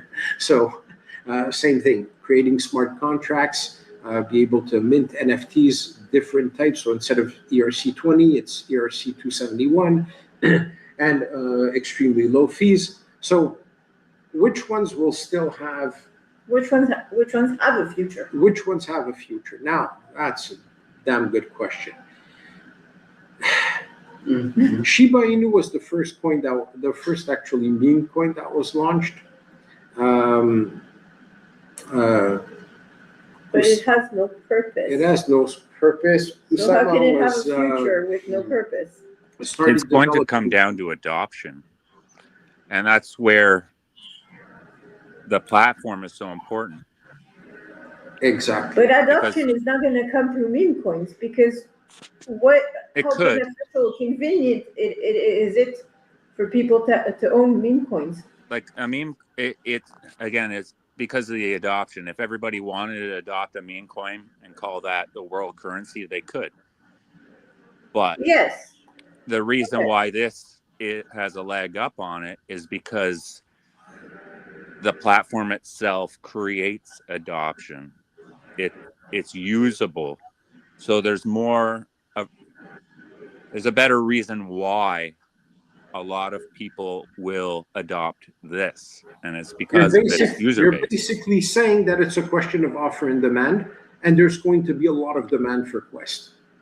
Because it's useful. Exactly. Because it's beneficial. Because it's convenient. Exactly. Because it makes their life easier when they can earn free money. It comes down to a why or why not. You know? Yeah, we got a lot of whys. We can answer to it's beneficial in different ways for different people, but it's still beneficial for all of these people. If I it don't comes think down we can to say it, we the never do a choice. boring live stream. It's always a different subject. It's never So I hope boring. we answered the question of which coins have an actual future. But yeah, Steve, you wanted to add something. Sorry, I interrupted you. sorry. Well, yeah, it'll come down to just a choice. You can choose one or another. And the reason why they'll choose this is because of its Well, function. the question with Quest is not choosing the currency. Is that if you want to use the platform, you have to use Quest. So that's Exactly. why the token, as I said, is not built only on hype and community. It's backed by a real world platform that's going to literally put the tourism industry on its head. When I think we started doing it, I cross every day. Like Malta is an island with a lot of tourism. There's 500,000 people living here, Maltese, but there's 4.2 million tourists annually. And the tour guides here, they live on these tourists. And when I cross some of them that I know that are friends, they tell, I don't want to talk to you anymore. You're going to put me out of business. But that's the thing is, it's yeah, not go ahead. I know going what you're to- going to say. Go ahead. It's not going to adversely affect the tourism business. It's going to accelerate it and work with it. So we're not trying If to they're kill smart, they're going to tourism make with a it. lot more money with it. Exactly. Like it's going to be more of a hand in hand. And then it'll get to a point where this is one step above. So to answer the question, which tokens have a future? There is no brighter future than this US Quest, because I want to bring it So back there you to go. That's Quest. the answer. Bitcoin, Ethereum, and Quest. All And the Quest. others, forget it. Exactly. Well, For the now- great thing about it is it's not actually fighting against anything. And again, it comes down to the why wouldn't you? Because it goes along with absolutely everything. You know, we're not trying to really, we're changing things, but not like a wall. It's How do you love the really just zero opening up competition that we corridors. have? Zero freaking competition. And Alex has explained it of other lives too. We have zero competition now, but even we cannot have any competition in the near future because it would take at least 2-3 years or more and a team of, 8 to 10 developers to actually try and build this platform. So we're far from having any competition whatsoever. And then what would be the point once you have the first mover, once you're the first one in the field? I mean, and why would you compete against it when you could just buy in? Yeah. Exactly. So we have a bright future ahead. I want to answer to Ryan in our group. He says, I think the live stream is too focused on crypto in general. It would be better, in my opinion, if it were just about Quest. New viewers would be blown away when they hear about the plans, how far along they are, and how the community is contributing. Look, we're streaming 10 hours a day, every day. And every day we have a new subject and we cover new ground. Yeah. If we were every day just going to talk about Quest, we would bore the hell out of our viewers, but we're putting Quest into the context of even international finance right now. Yeah. So we are talking about Quest. And you have to put Quest in this context of crypto and blockchain and Web3, so people understand the benefits of Quest. So yes, you have to go a bit larger, but always bring it back. And that's what we're saying. Well, we're talking about like $1 billion market cap, a company that's going to be a legacy project. Now, how do we fit in the global economy, in the global marketplace? Well, we have to talk about all the other Mass things. onboarding. So I understand, like, always be positive, upbeat, etc., and talk only about Quest. Dude, this is not about hype. We're not here just to hype it, and just talk about that. We talk about things. No, but we're bringing facts and arguments in real life. It's not just hype, like you're saying. Yeah, but man, ask Steven. Steven, please explain to Ryan or even to Karine what's going on in other spaces when they're talking about other projects. Tell them. Nothing. What's going on? Nothing's happening. Well, no, there's a lot going on. It's mass hype. It's everything now. But when everything is now, it also easy come, easy go, high up, high down, equal and opposite reaction. That's what I could do it. Yo, bro, you're so right, bro. Yeah, fuck yeah, bro. Oh, no, I know. I can't. We're gonna move, guys. You have to be locked in. Follow everybody looking at the stream. Yeah, like, yes, it is important that the coin goes to a certain point. Extremely important, which we're working on as we speak. But yeah, it's not like the typical scenario. Look, I'm not insulting anybody. The bro hype guys, I listen to those streams and I have a blast. It's fun. It's a culture. It's the meme culture, etc. We're just like, we're different. But we're an organization. We're building infrastructure on the blockchain. It's a real company backing that's behind this token. So you cannot compare with the meme coin. You can appreciate both, but you cannot compare them, and you cannot apply the same marketing techniques or the same mindset, the same mentality. It's not the same thing. Well, and look, we did some contests, we did some giveaways, we had incredible talks about the future of the company, the kind of business deals, corporate deals, everything that's going on, what we're doing, where we're going to. We talked about the technology, how we built it, etc. Why is it not that we can't talk about the current market structure, what's going on in general? It's affecting everybody, and of course it's affecting us as well. Just how we fit in this whole thing. Well, how we fit in all this, and how this, as we just said it, demonstrate that in this incredibly hard context for all investors, how we're the best option at the present time. Well, this just came about because somebody asked the question. That's how this whole topic started. Just answering somebody's question. Yeah, that's true also, Ryan. We're talking like this because somebody asked several questions. The Germans, when they ask these questions, they're serious, man. They're Germans. Yeah. So I hope the ones that ask the questions are satisfied with the responses, but continue doing your own research. It's not financial advice. So are your German friends satisfied with the explanations we gave? They went sleeping. They went to I bored them to death. Holy shit. Do we have another question? Oh, okay. I thought there was another question. Okay, so guys, like Ryan, whatever, you want to talk about Quest? Give us a subject. What do you want to talk about? Let us know, please. I'd like it if they came on air. Tell us what quest you're on? Yeah. What are we looking for? You want to come on the space with us and talk and speak your mind and give your opinion. You know Please that do. we accept everybody's opinion.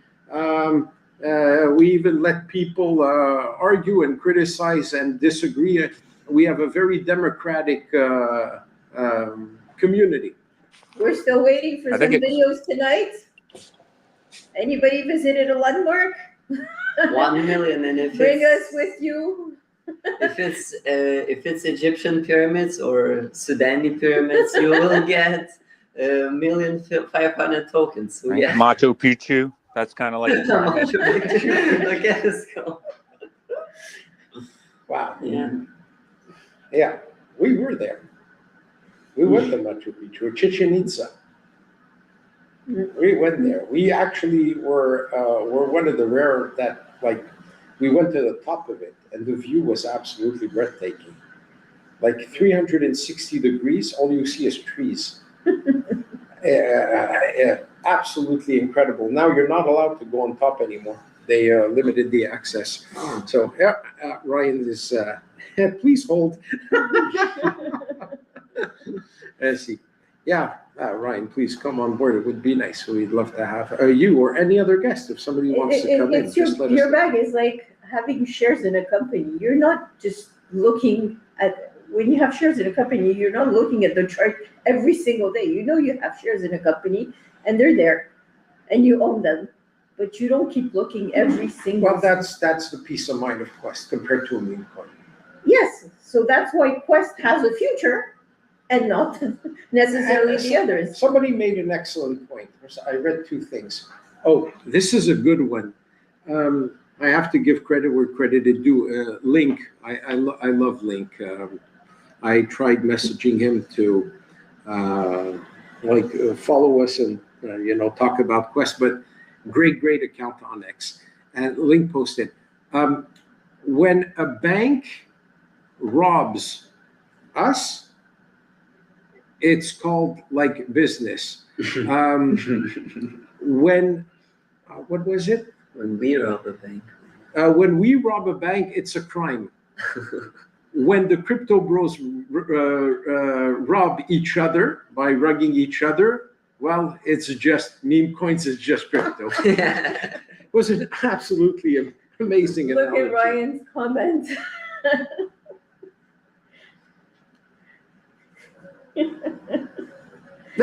He says, Ryan, he says, love to see you every evening live streaming. It's great, but I'm so hyped about this one. I don't want to hear a goddamn thing about Bitcoin. This is the big future at 100. Thank you, mate. Yeah, Thank you're you, absolutely Ryan. right. We get it. Love you, mate. Yeah, but the Germans asked me, I had to answer the Germans, we're But serious. like you said, it shows also the extent of your knowledge in this industry, in this with this technology of blockchains and Web3 and crypto, and how government uses it. What's the advantages for the people, for the corporations? You know your thing. So when you built this platform, you have all of this in mind and you understand, and that's why it's built securely, safely, aligning with MiCA and other legislations, able to scale if legislations change or new regulations come up. You're able to, it's not stuck. Alex will be able to make sure that it's always up to date with those regulations, so there are no issues. It reassures the users and makes the experience of using Ulys Quest and earning free money more enjoyable, because you don't have to worry about the rest. I didn't build something with the only intention of benefiting us and only looking at our interest. My sole preoccupation was always the protection of our investors and the protection of the users on our platform. So we have military-grade security. And the way that I build the distribution system, saying that we have the token of the company in a multi-signature wallet, and then having the payments done directly to the wallets of the users, and we're not being custodians, It means that the supply, if somebody were like to hack our multi-sig wallet, like steal your key, steal my key, steal your key, and get access to the multi-sig wallet and steal the reserve that we purchased on the market, the open market, like everyone, those tokens would be gone, but it would be our responsibility to buy more Quest and to continue paying out the users. But the users that have their money in their own wallets, that would be unaffected. So it would never be like an exchange getting hacked, their reserves being drained, and that's the money of the investors, and they're out of all their cash. So I really made sure that the users are always protected. And already with our experience and the multi-sig wallet we have in place and other functions, man, we're being targeted every single day by hackers to try and get to us because we're a prime target. And Well, I'm you're a prime talking free target money, so everybody, as a people developer. will try to get free Yeah. money in their own way. But I worked 15 years in law enforcement. I was in the cybercrime division. I helped in Washington set up the C3, the Cybercrime Center. Yeah, go ahead, make And my we day. care for you and I care a lot Clint for the Eastwood. most vulnerable people in society. And we don't want these people. We do. And that's why the platform also is built to be able to help the most vulnerable people on this planet.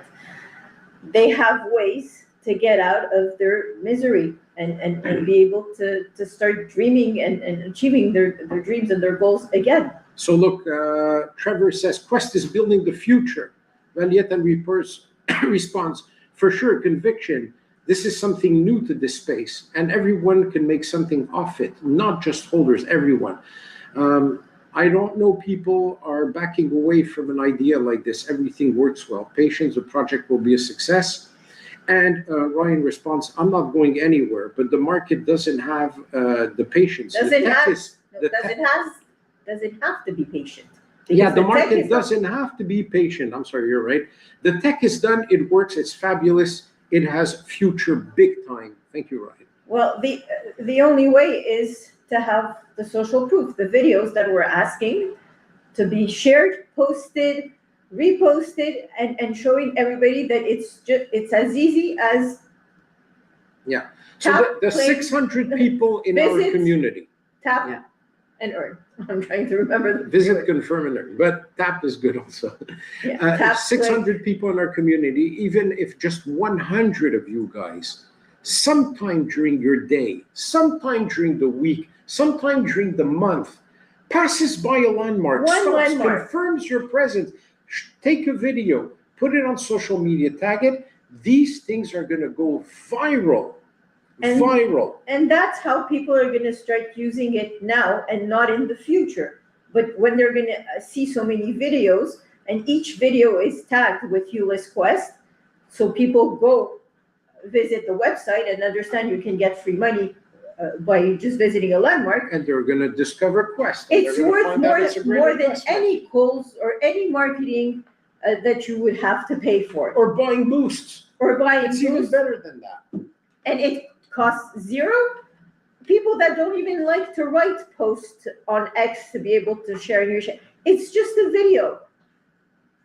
10, 15, 20-second video where we see you, or at least your cell phone, where it says, it gives the name of the landmark and it says, congratulations, you've just earned your 50 tokens. Next to the landmark, because people at least want to see the real landmark. Tag Ulys Quest, tag the city in which this landmark is, tag the landmark itself with the name, because that will also bring attention from the governments and from the cultural organizations, the one taking care of these landmarks.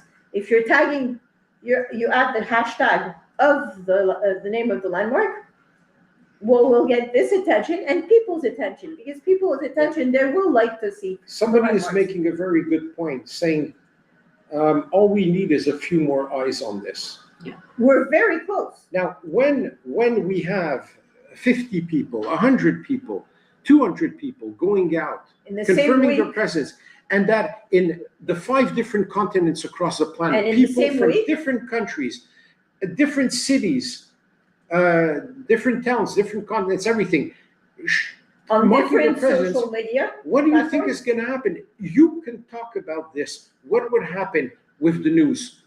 Then the news would pick us up because we would have significance. Please explain that aspect. In every newsroom or news website, whatever. Let me say first that Karen worked in the television industry for over 15 years. She was at the head of she worked in management in the closed captioning department in the newsroom at the biggest television station in the French one in Quebec in Canada. She knows what she's talking about. Mainly in the continuous news channel, so that's the one running 24 hours a day. So I had teams over there, and so you know how it works in the newsroom. Access to the ones that decide what's going to be covered, access to journalists and reporters on a daily basis. They were my colleagues, my superiors, and everything.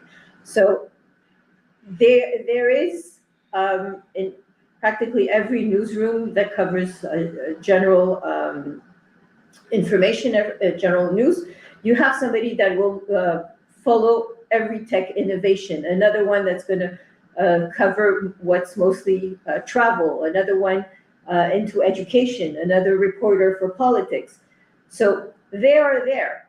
And if they see something in their field that's coming and popping, and they're following the different hashtags, obviously they will start digging into it more and more. The more they see it, the more they're going to dig into it. And then at some point, it's inevitable. They will have to cover it for public interest because it has a global relevance.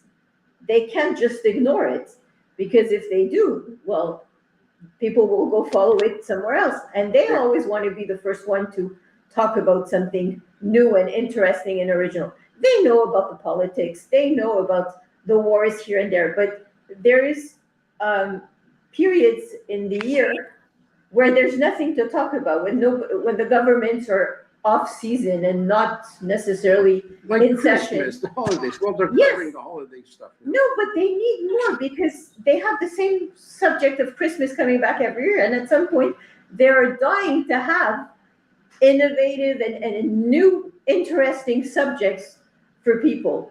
So we don't need to pay advertising for the newsrooms, because the moment the topic is relevant, is of public interest, it's free. They have the obligation of covering it, of talking about it. They have the interest because they want to stand out from the other newsroom. So we don't need to pay the medias. Paying the medias at this point means that you're paying for something that's not of global interest.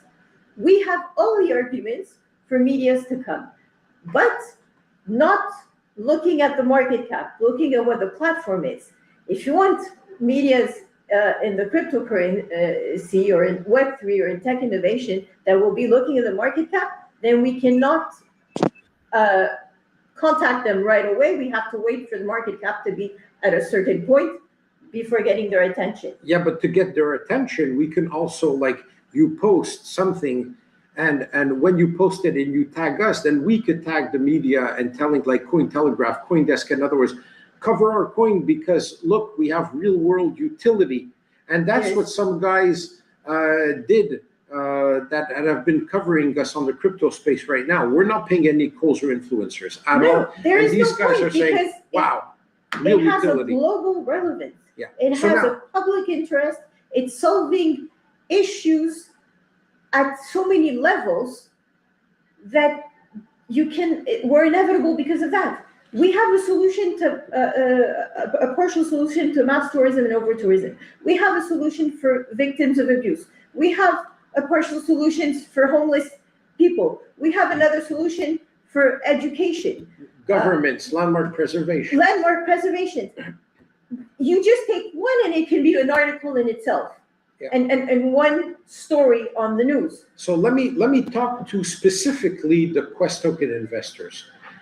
You guys are eager to see this token go up. You're eager to see $1 billion market cap. Well, it's quite simple.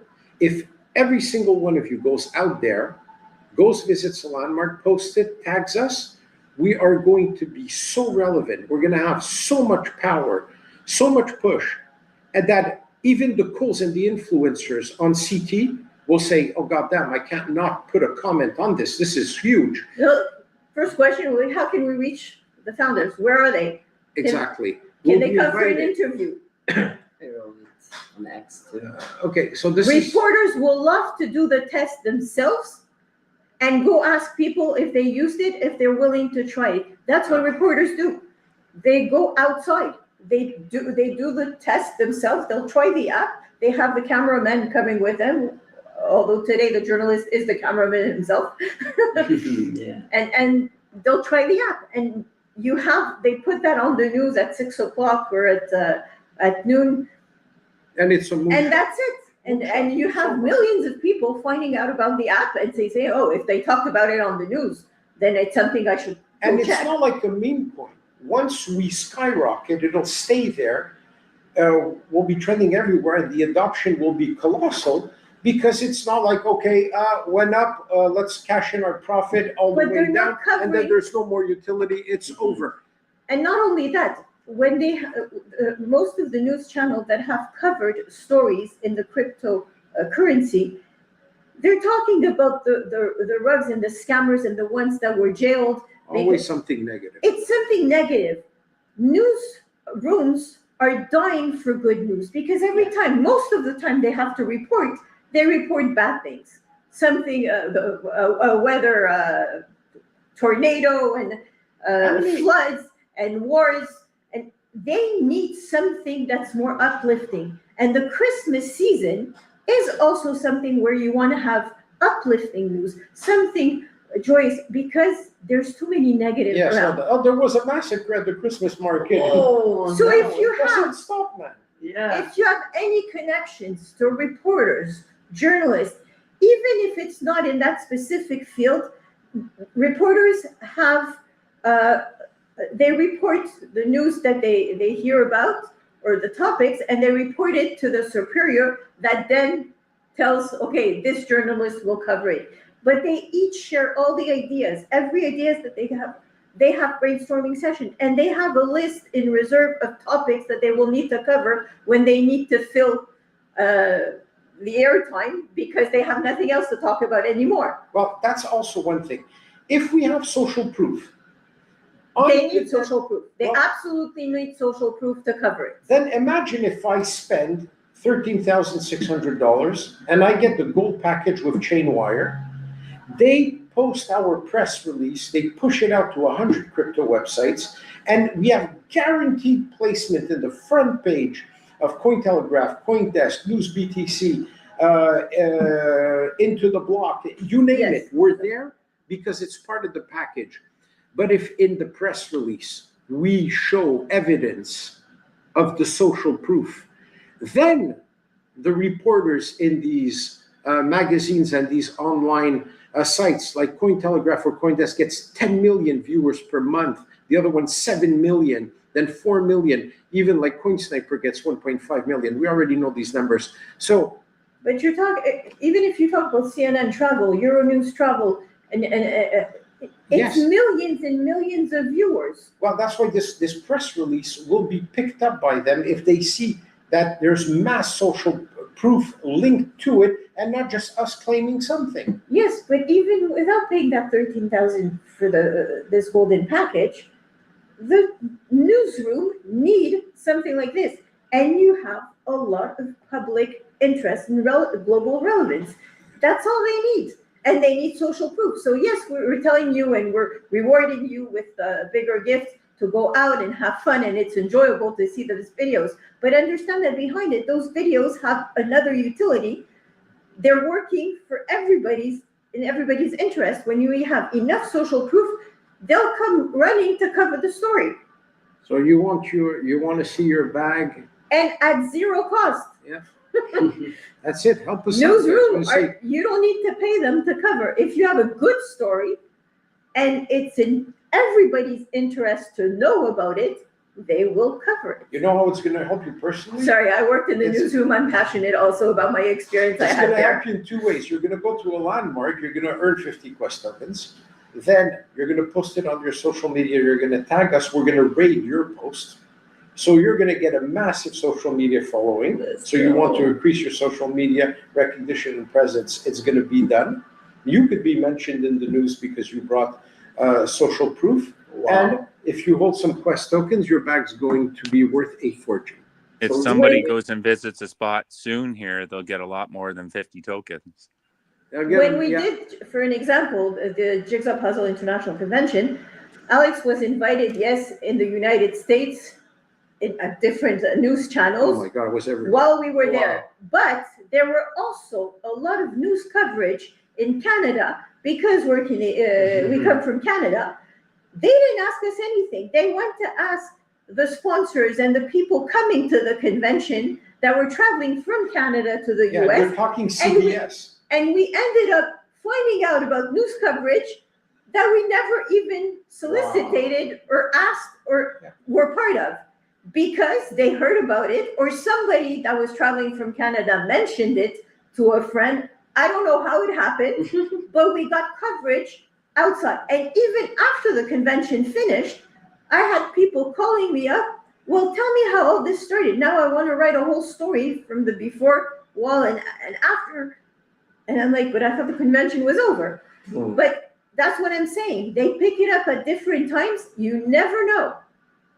But there, as soon as there's an interest, and when we're talking jigsaw puzzles, we're talking about a niche of the population using jigsaw puzzles. We can't even compare this to travel and tourism industry, where it concerns everybody. Because even if people don't travel in another country or across the world, in their own city, they can still walk around the city and discover it. So it's travel and tourism, but it can be, there's three levels of travel and tourism industry. There's the local ones, where you're staying in your own city. There's the national one, where you're going in your own country, because some countries are really huge. So you're going from north to south, east to west. So that's another level of traveling and tourism. And then you have the international tourism. And our platform caters to all levels of travel and tourism. So imagine, I think the 9 trillion that we're talking about is only on the international level. Yeah. I don't think it even takes into account the national travelers and the local travelers. So we're talking big numbers, and it's all based on facts. We're not inventing and taking these numbers out of nowhere. When we're saying $1 billion market cap, yes, if you have a meme coin that goes to $1 billion market cap and drops afterwards and has absolutely no purpose and no utility, why would a coin like this, with everything we've been mentioning for the past few days, wouldn't go to $1 billion market cap? It wouldn't make sense. Shiba has no utility. It was at 4.6 billion market cap a week ago. Fartcoin reached like 2.6 billion market cap. Now it's down. It went down to 283. And the difference is just the utility. Yeah, when we're going to reach certain levels, our floor is going to be solid. It's not going to go down. So this is where generational wealth comes in, because you can buy literally. And Steve, you're the one who's really good at explaining this. What would you have done if you would have known back in the day that you could literally own a percentage of a company like Amazon or Airbnb or Facebook or Microsoft? Right, any one of those, when they're in the garage. Basically, you're the person walking by on the sidewalk and somebody says, hey, you want to buy a part of my company? You're going to have like 3 or 4%. I just need, a few $100. And then you say, no, I'm not interested. Well, you would have had tens of billions. Ask people to go and text you and to click on the rocket. Okay. But not only you could own a part of a big company, but you would gain voting rights, because it's going to be a decentralized autonomous organization.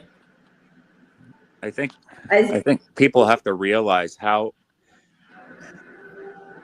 the platform is completely functional, but it's still getting better daily. So realistically, it's still very early on, and that it's extremely early on. Right, Yes. getting in on that this time is such a great opportunity, and a great opportunity to absolutely everybody. Like I was speaking to the one guy the other day, and he said I was only able to buy $50, and I said, "Do you realize what $50 is going to be worth one day? Like you don't have to buy thousands to make it worth something. This isn't Bitcoin where you're going to put 10,000 down and you're going to get 20,000 out. This could be as simple as $50 here, $50 there." It's still at 41K. That's weird. I have something here. Yeah, the tech is completely, the platform is completely functional today. Yes, there'll be some adjustments here and there, but it's just to make it better. But people can use it today. It's not a project. It's not, even if the news are covering it, people can go right after listening to it and try it out right away. Well, you can try it right now. I'd like somebody to try it right now. I'm surprised. Yes, I'm still waiting for a video for tonight. Right, Please. and then you earn an I extra want at least one 10,000 video. token. Yeah, just one. Or go visit one of the top 100. Go visit a very famous location. I believe it was $1 million if somebody does it while we're live, and we're not going to be live 24 hours here. So if somebody can even just shoot a message saying they're on their way, so we can hold on. But there has to be somebody out there that's close. Before ending the live. Sorry, just checking onto something there. For sure, there's somebody out there that is close to one of the top 100 locations and can go there and make a video and earn yourself a lot of extra tokens. And on top of that, a free landmark of their own. Obviously not one of the top 100, but top 10,000. And that's pretty good considering how many locations are actually in the world. We're talking, what was that the other day? The Bean.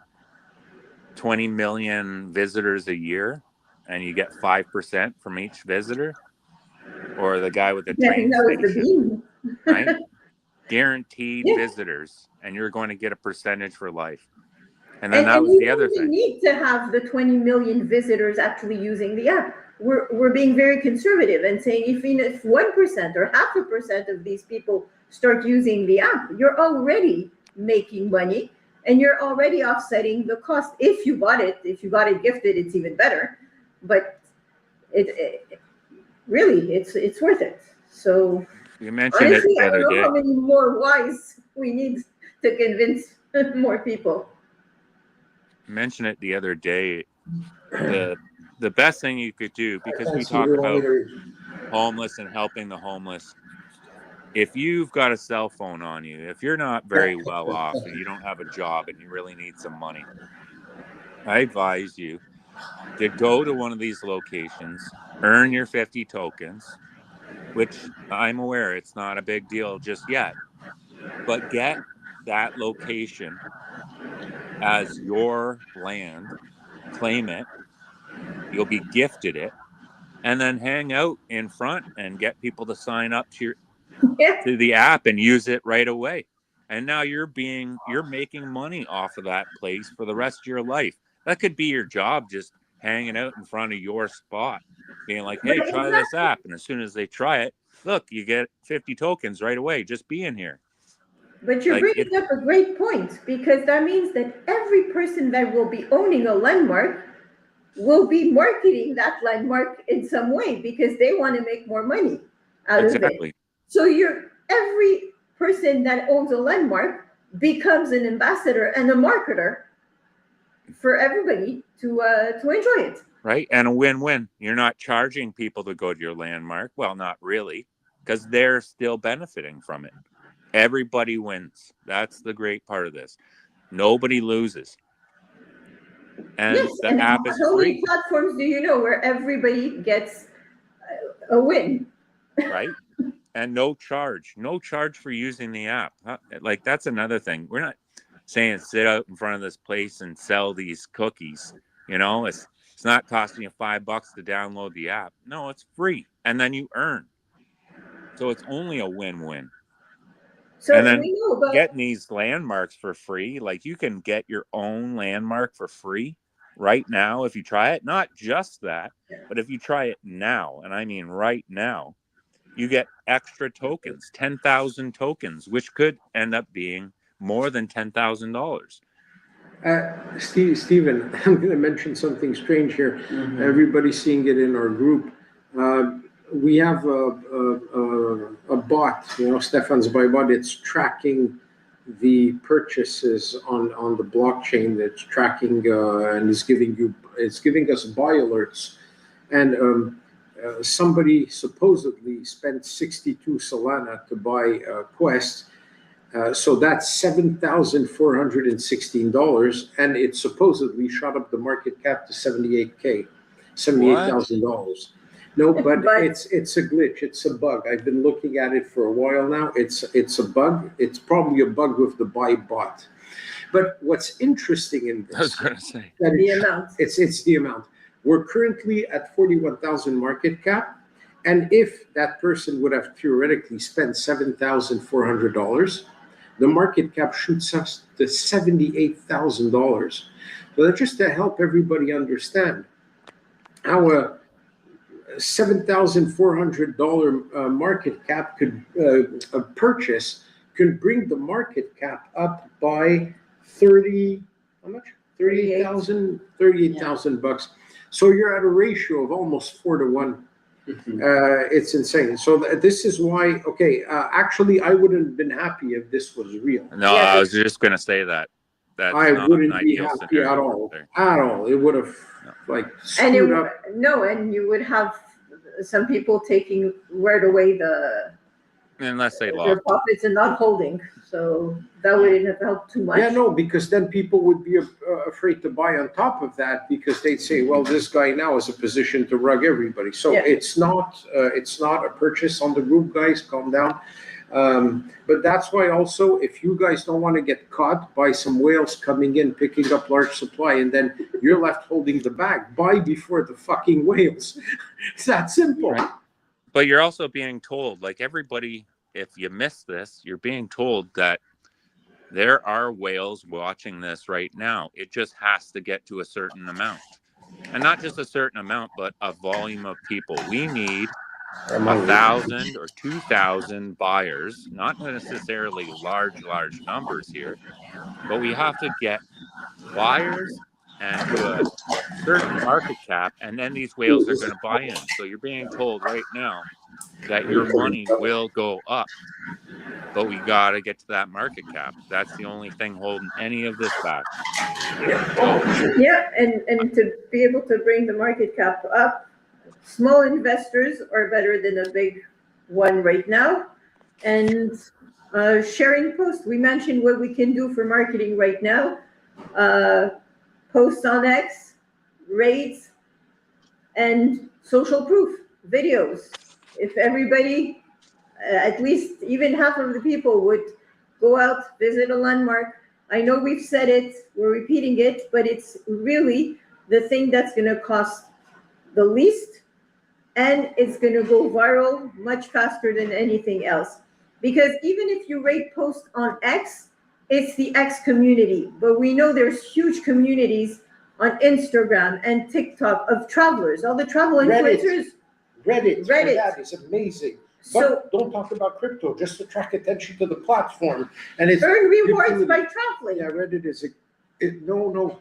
Reddit is against crypto. No, but unless I mean, if you rate posts only on X, you stay with the small community. You want to attract the masses. You want mass adoption. You want to onboard people from Web 2 and get them to use this platform. You need to go outside of X, not stay in X constantly. And it's travel to earn. So you don't have to mention necessarily the word cryptos and blockchain and Web3. People don't want to know what's behind it. They just want to know, what does it do for me? How convenient it is? Exactly. Does it benefit me in any way? What difference is it going to make in my daily life? Is it going to help me? So these are the angles of the posts and videos that you share. how is this helping others? How is it beneficial? You should use it because first it's fun, it's enjoyable, you get to visit things, landmarks, you get to learn along the way, and you get to earn some rewards if you don't want to use the words crypto. But yes, rating inside of X is one thing. Social proof of visiting and sharing and hopefully winning the 50,000 tokens because your video was the best video and it got shared multiple times. And also just talking around to people you know. I've discovered an app, this is what it does. That's it, just plant seeds here and there. And if you tell that to someone and then this person reads it somewhere else and sees one post where Ulys Quest is tagged and then hears it on the news, and it's gonna snowball. Jeff Sound says, Solana is rugging and we're holding strong. Let's fucking go. You're right, mate. We're holding strong and we're fighting to for it to hold strong. We're fighting by putting in a lot of work, a lot of hours to try and get as many people's attention to this. And we are so close, so close. We're on the verge. Even if you don't see it completely moving now, for multiple reasons, don't underestimate the fact that there's probably a lot of big, important people watching. Oh, we're on everybody's radar. Not saying maybe a word, not doing anything, and just waiting. So you don't know at which moment it's going to explode. No, I see it by one. But they're there. I see the whales, and I see the influencers and the calls that are actually following us on X. Okay. We have 800 followers on X. You could say it's not a big number, but you have to see the quality of these followers. Frightening. So these big calls are also following us. Just keep planting the seeds. Just repeat the word Ulys Quest. They have tens of thousands or hundreds of thousands of followers. They don't follow many accounts, but they're following us. There's a reason. We're on their radar. Because just the fact that it's a utility token on the blockchain, we've never seen, other than the different layers that you're talking about, the different platforms which allow you to do transactions. Put that aside, there is no utility token. We've only heard about altcoins and meme coins. So games, there's a lot of games, but like they call it tap to earn, but it's actually grind to earn because you have to tap like 1 trillion times to earn dust. Yeah, but will that appeal to the masses? No. Will the masses use that? No, absolutely not. Exactly. So what appeals to the masses, Ulys Quest does. Yeah. So it's just getting the word around. And if one person hears it from 3 different sources, then they're going to start saying, well, okay, I have 3 people told me about it. Maybe I should actually go and check. Yeah, Steve? Yeah, what would be great is if you have an X profile or you know of one, say, asking what's a real project, what can I really get into, and you see something like this, if you could make a post and link it to Telegram so that we can all rate it or just pitch out, like you don't even need admin. If you just post it on the Telegram, you made a nice post, a good spot, then we can do something about it and everybody can chip in. And if you have a lot of followers on X, like my X page is pretty much brand new. I just started doing it when I got on here. Yeah, Zyron is saying, hi, Team Quest. Good night, guys. Good night, Zyron. Thank you for joining us. He's from Brazil. Sorry for the interruption, Steve. Go ahead. Yeah, my X account is pretty new. I just opened it a week before I started onto this. So I know there's a lot of guys out there who have more followers, or know of more people. So you can always help out by posting these things where they should be posted and then just link it to the Telegram, and that would help out a lot. Yeah. All right, mate. It's currently exactly 11:29 p.m. here in Malta. We have been streaming for 3 hours and 22 minutes after an 8-hour workday, as usual. So I think that we will leave it to that for tonight. And is there any questions? Yeah. No? All good for that? Great. So one Hopefully thing- somebody will send us a video. I'm still waiting for it. I know I keep coming back, but I'm curious to see the next landmark. Yeah. After the Washington Monument, the Budapest, Basilica. Basilica in Budapest, yeah. the Milwaukee Art Museum. Museum. There was another one. I can't remember. The Amsterdam Central Yeah, Central Station. train station built in Exactly. 1886. So which country will be next? Which landmark? And will who's be going to next? be the next winner of a million We've got countries from Europe, and we got the States. Anybody in Australia, in Asia? Yeah. Confirm your presence at the Sydney Opera House in Australia. It's a top tier I'm landmark. curious to see a few of them. We can't travel to every single landmark, so Detect make us language. see and visit with you. Over here, detect language. Yeah. Yeah, and just paste So- it in. Anybody listening? I wanted to understand the word, but yeah. Okay. Stephen, go ahead. Yeah, anybody listening, don't freak out and sell here just because we're going to get off air, because we're trying to do a live. I don't know what it's on, not YouTube, X or something, interview Oh, we're on right next after slide, this, YouTube. Yeah, we're and everywhere. they have like 600 viewers. So if that gets done, I think the price is going to skyrocket here real soon. Yeah, and So I'm let's try to gonna, get I'm those gonna done. try. I'm gonna try. You and I, we're gonna try to get onto an X space with a few hundred viewers and get him on board. Yeah, so Right. you can sleep. You don't need. You can sleep. We're gonna keep on doing lives, but we need to stop at some point so Alex can go into other spaces. So it means he will come to Yeah. Malta. if So he has one Zyron is right. We did say it when we reach 1 billion market cap. We're gonna have a huge yacht party here in Malta. And the investors will be invited to join. The top investors are going to be invited to join at our expense. And yeah, I won't make some comments on what some people said about having fun with some No. ladies on the yachts. No. Okay. But we'll have a crazy yacht party in Malta as soon as we reach 1 billion market cap, and all investors will be invited. But anyways, you'll all be so rich that you'll be able to afford your plane ticket. So yes, Zyron, you'll be visiting Malta from Brazil very, very soon, no doubt about it. I'll definitely take So- the cheapest way there.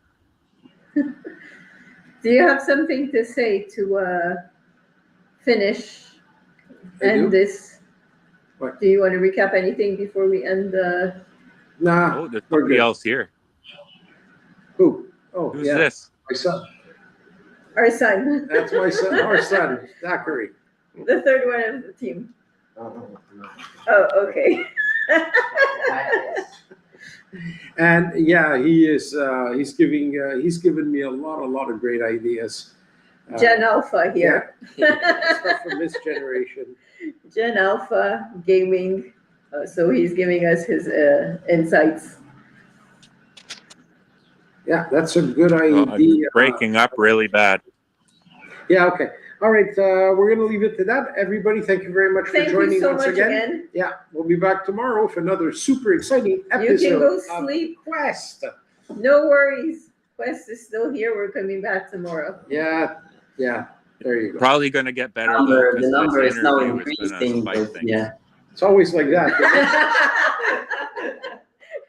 It's been acting the whole week. As soon as we want to end, there's something happening. Now the New- number of new viewers come. is New viewers increasing. come. Always. Like that. Yeah. Okay. All right. Good night, everybody. Thank you Good very night. much. Thanks. See you tomorrow. Ciao, ciao. Bye. Thank you, Steve.